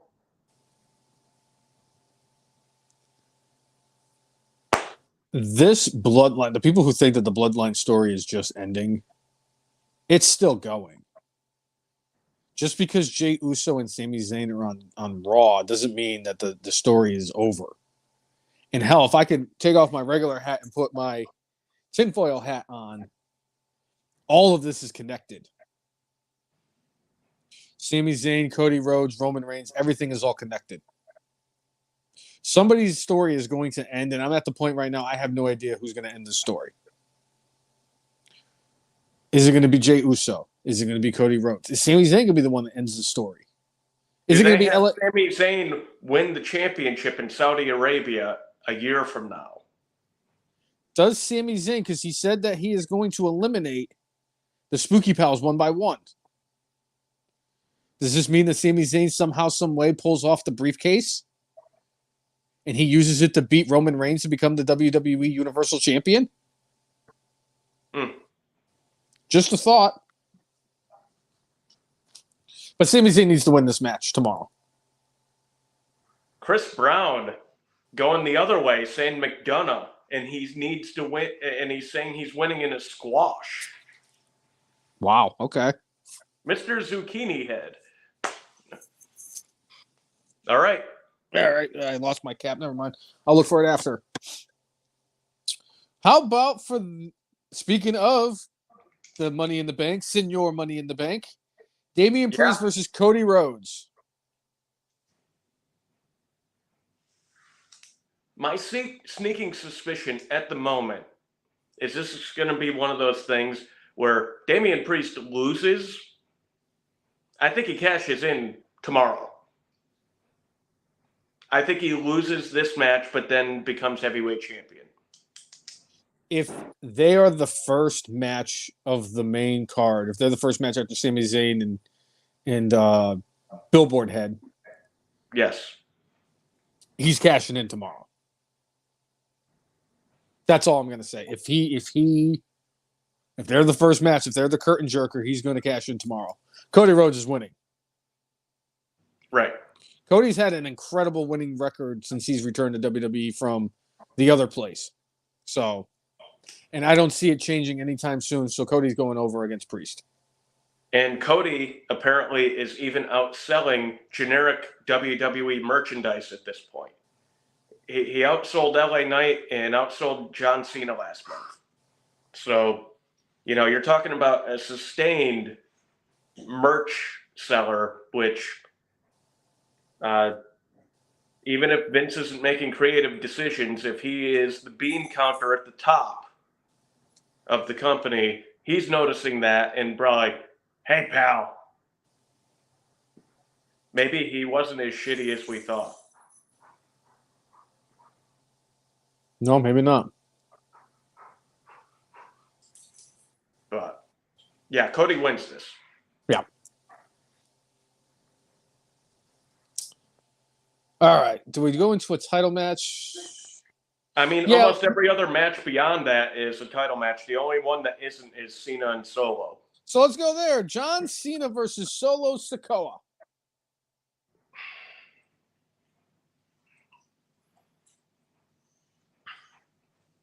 I'm going to go with Cena. Like, as much as he's been doing the honors an awful lot in the last couple of years, he can't always do them, can he?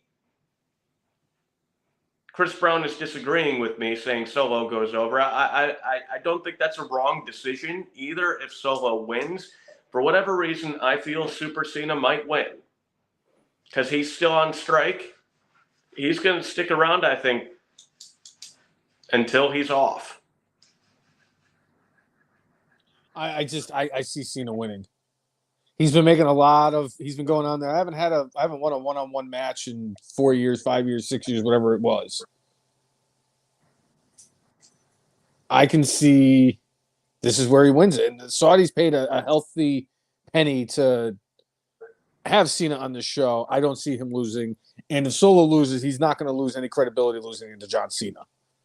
Because we could go back and name every other person in the history of professional wrestling to lose to John Cena and see where their standing power is. Well, R.I.P. Nexus, R.I.P. Wade Barrett. Yeah, I mean, besides that.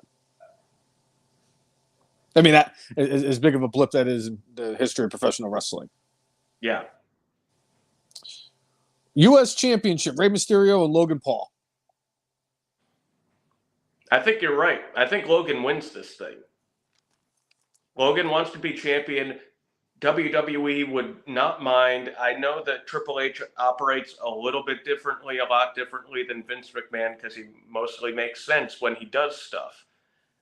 I think he has and has been under the learning tree enough of Vince that he wants to see Logan with the U.S. title on his impulsive podcast, and he knows that Logan will take that title anywhere and everywhere with him. And it will get the name of WWE out there even more to a different audience that they don't necessarily touch all the time. So I think Logan Paul wins this. Lock. Logan Paul's going over on Rey. I hate to say it, but he's going over on Rey. Chris Brown agrees. Wow, Jay, we're 4 for 4. We have agreed on every match thus far. Sad. All right. Well, Io Sky versus Bianca Belair for the WWE Women's Championship.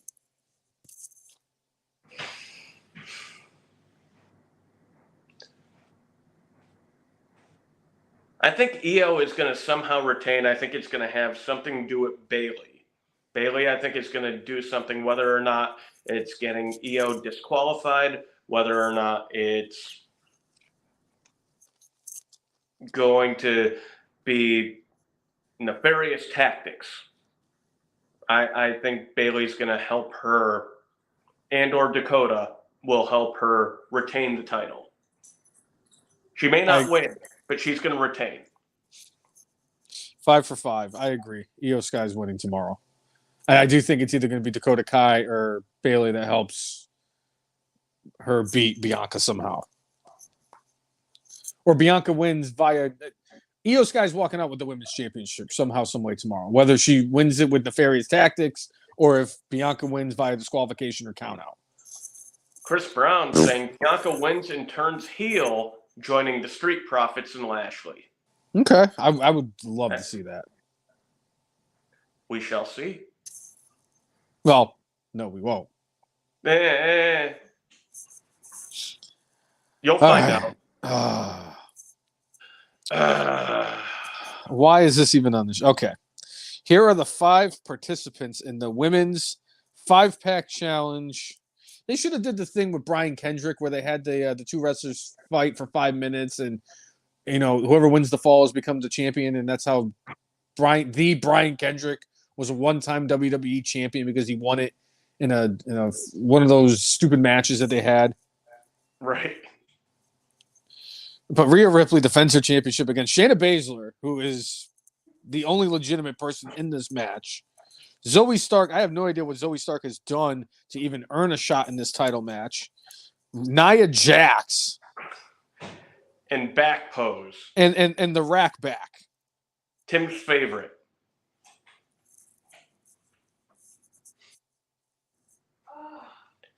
Rhea should win, and in a perfect world, she'd just pin all of them simultaneously because mommy's always on top. So that's what you're going with, is Rhea Ripley? Yeah. I agree with you. I really wanted to say Nia Jax just to be a dick. But Rhea Ripley is going to be walking into Elimination Chamber with the Women's World Heavyweight Championship. There's not a doubt in my mind. She's going to walk into WrestleMania. She's going to have the title for a year. Yeah. If not longer.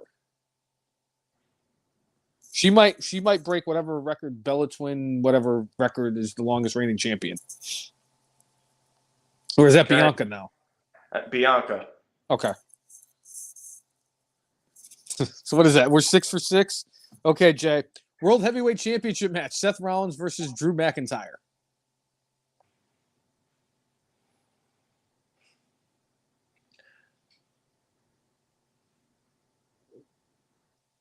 As far as this specific match, I'll say Seth wins the match, but I think Damian cashes in and takes the title.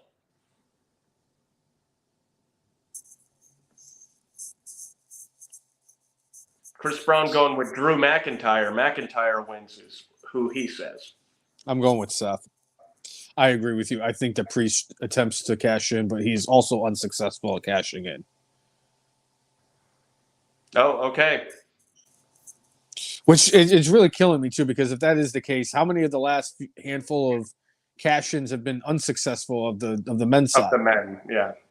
Because I mean, Otis had it, and then he lost it to the Miz, who then won the title from Drew McIntyre, only to drop the title to Bobby Lashley 8 days later, which I thought was so freaking stupid when they did that. I know that I think it was Brock Lesnar failed. No, Brock Lesnar succeeded. I think Braun Strowman failed. I know Baron Corbin failed. Yep. Yeah, I think that's going to be the case. All right, and probably the main event, Roman Reigns versus L.A. Knight. Yeah. Roman's going to win. He's going to win. The bigger question is, does LA Knight still shine in spite of it? And I'm going to say, yeah, because I didn't mind the match. Almost everybody else did. He had a match, a pitch black match against Bray Wyatt. Nobody has come out of a feud with Bray Wyatt smelling like a rose, except for LA Knight. Let me talk to you. LA Knight is going to smell like a rose. I'm going to give him his flowers too. We gave Christian his flowers last week. We will give LA Knight his flowers because he is going to still push forward. Yeah.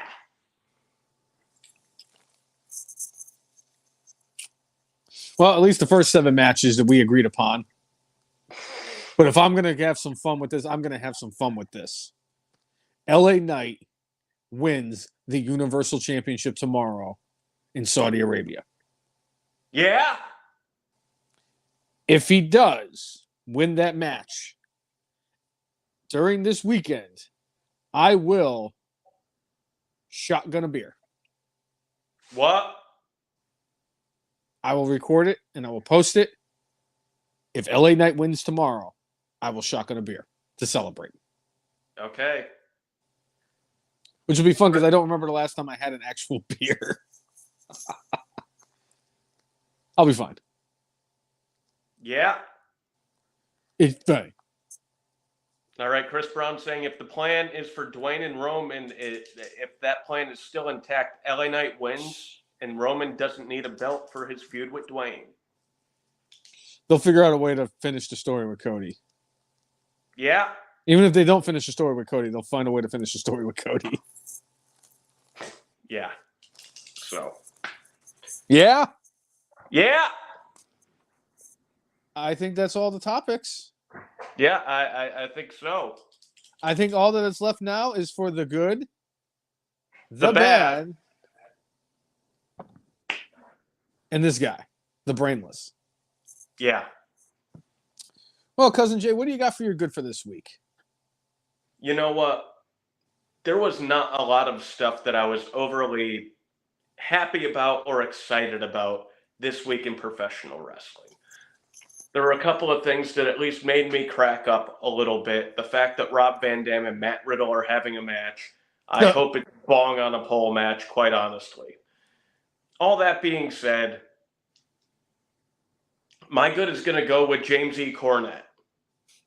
Not only did he reject Jeff Jarrett and his request for him to show up at AEW Dynamite, when he responded like, I'm not here to help bump up your ratings or something along those lines, I'm like, yeah. Yeah? I appreciated the fact that Cornette was like, yeah, I'm not going to buy your 2-for-1. I don't have anybody that'll buy the 1, so I'll get in for free. So, yeah, no, sorry. I appreciated that.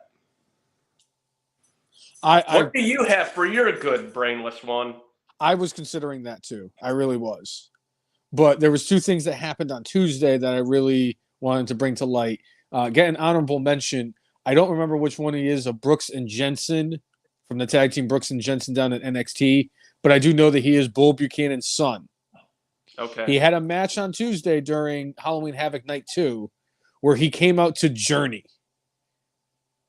Dun, dun, dun. I'm probably going to completely... I know what song it is, but I'd have to start like really getting into it and listening to it to get it out right.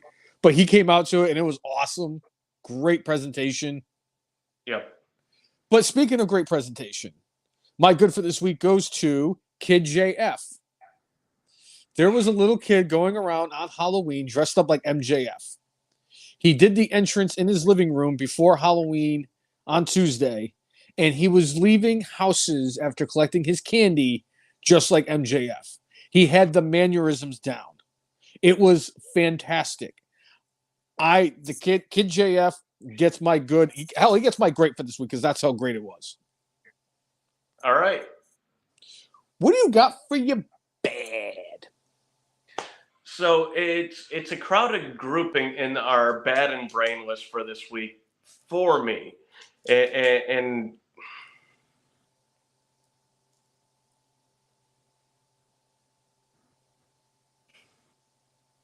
part of me wants to have my bad being NBA doing what they did Joel Embiid. But then there are other things that I think maybe we're just a couple of notches above. Maybe. And I'm going to go with that senile old fuck. Vince McMahon referring to Saudi Arabia as home. We all know you don't want to call Connecticut your home. Who does? We don't. Yeah, not there anymore. Thank you. But like to do that kind of like ass kissing, not necessary. They know you're lying. Yep. They know you're a dastardly villain. Saudi Arabia is home. Does he have a home there now? In case he gets abducted by the government and isn't allowed to take off in his private jet while everybody else is stuck on the tarmac?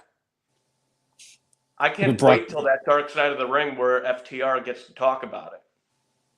It's a shame that Brody Lee's not there to talk about it too. Anyway, that was always calling Saudi Arabia home is my bad. Yeah. Luke Harper standing there on the tarmac with his arms crossed going, what the fuck is going on? It still haunts me to this day. I'm going with the Big Show for my bad. Okay. He just did not look good coming out on Wednesday. He looks broken down. He was about as dead inside as Mansoor during the tennis outfit photo shoot. So I'm going with the Big Show for my bad. Okay. What do you got for your brainless?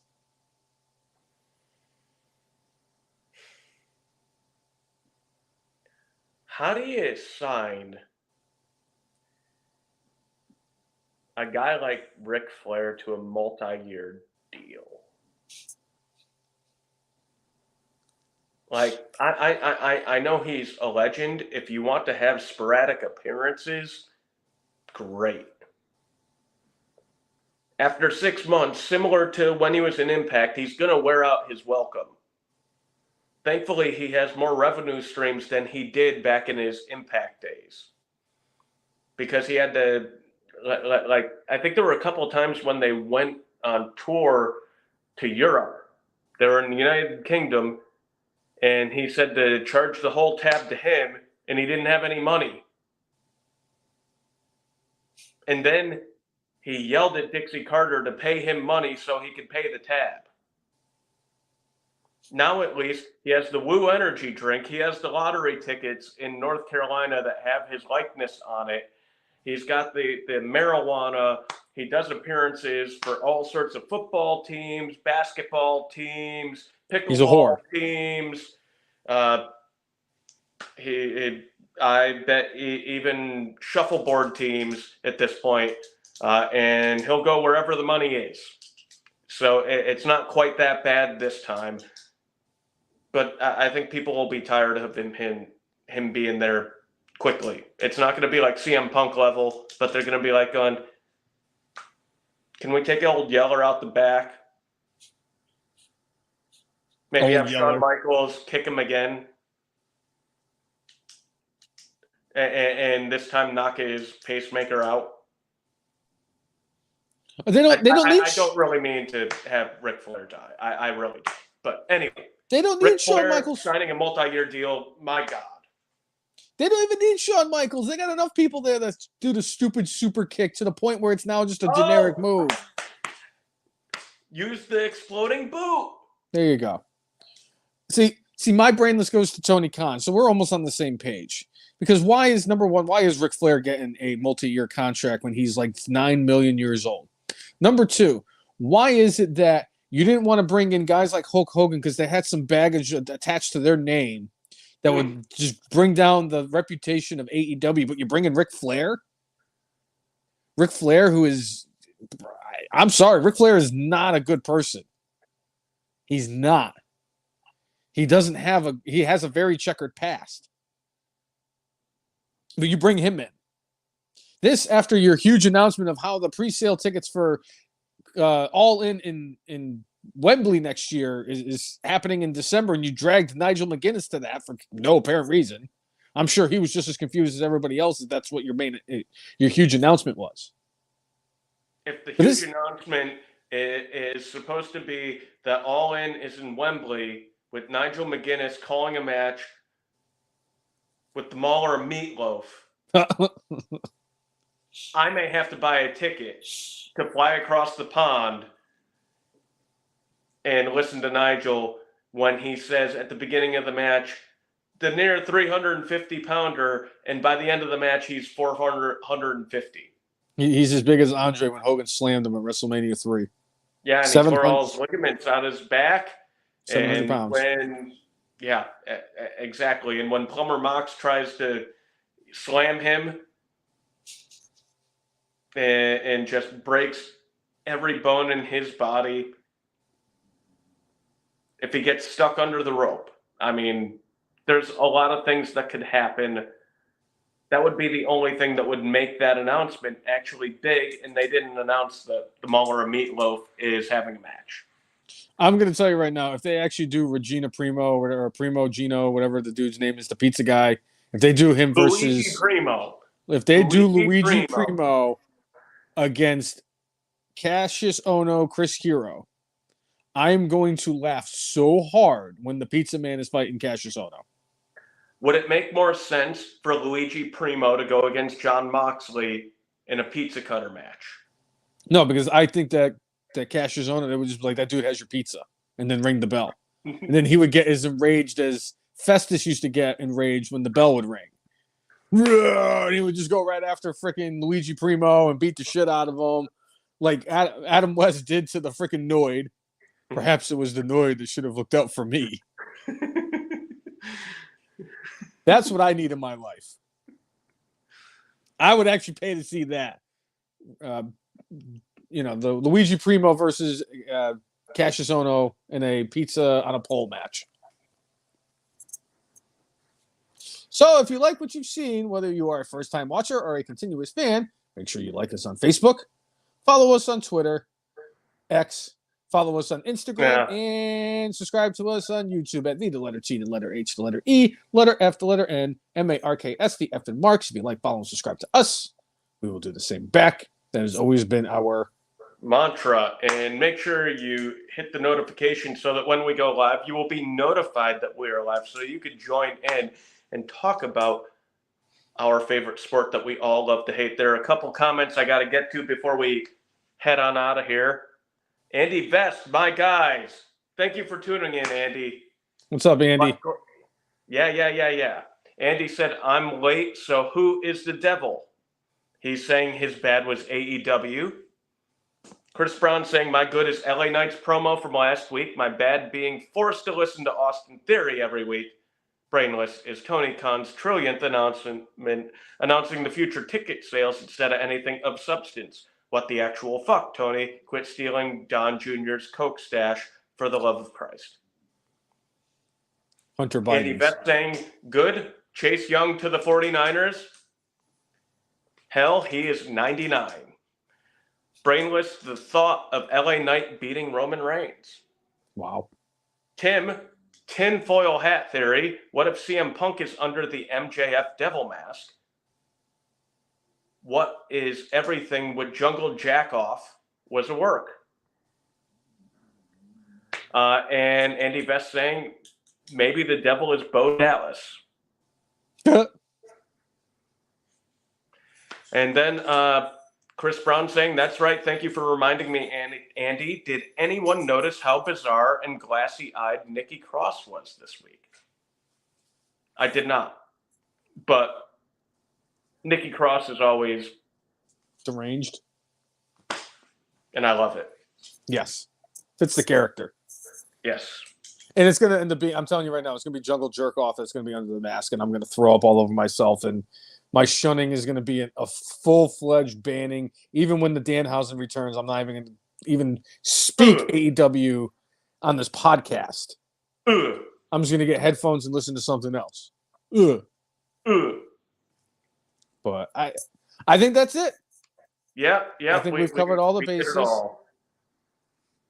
I think we hit a home run here. Nothing left. Wait. Who is that brainless one? Well, Cousin Jay, I think you already know that I am F. Mark's Hall of Famer Curtis Axel. And I know that at the end of the show, this is my part of my show. Our show, Curtis Axel. Our show, where I'm the OG F. Mark's Hall of Famer. And that today, November 3rd of 2023, at an incredible 3,204 days, I, F. Mark's Hall of Famer Curtis Axel, is still alive in the 2015 Royal Rumble.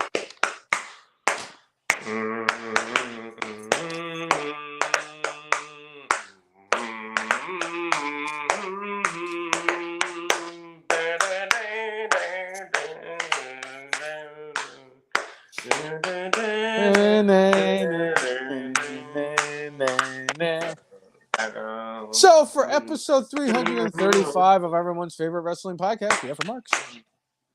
I'm Jay, and he is Duke the Dumpster Drosy, the brainless one. Make sure you mark out with your guac out. See you, everyone. Have a good week. Tuning in. Enjoy SmackDown. Enjoy Crown Jewel. Enjoy Raw, and we will be back at it next week. And you can enjoy Dynamite. You can enjoy Dynamite if you want. I'm just not going to. Yeah. Yeah.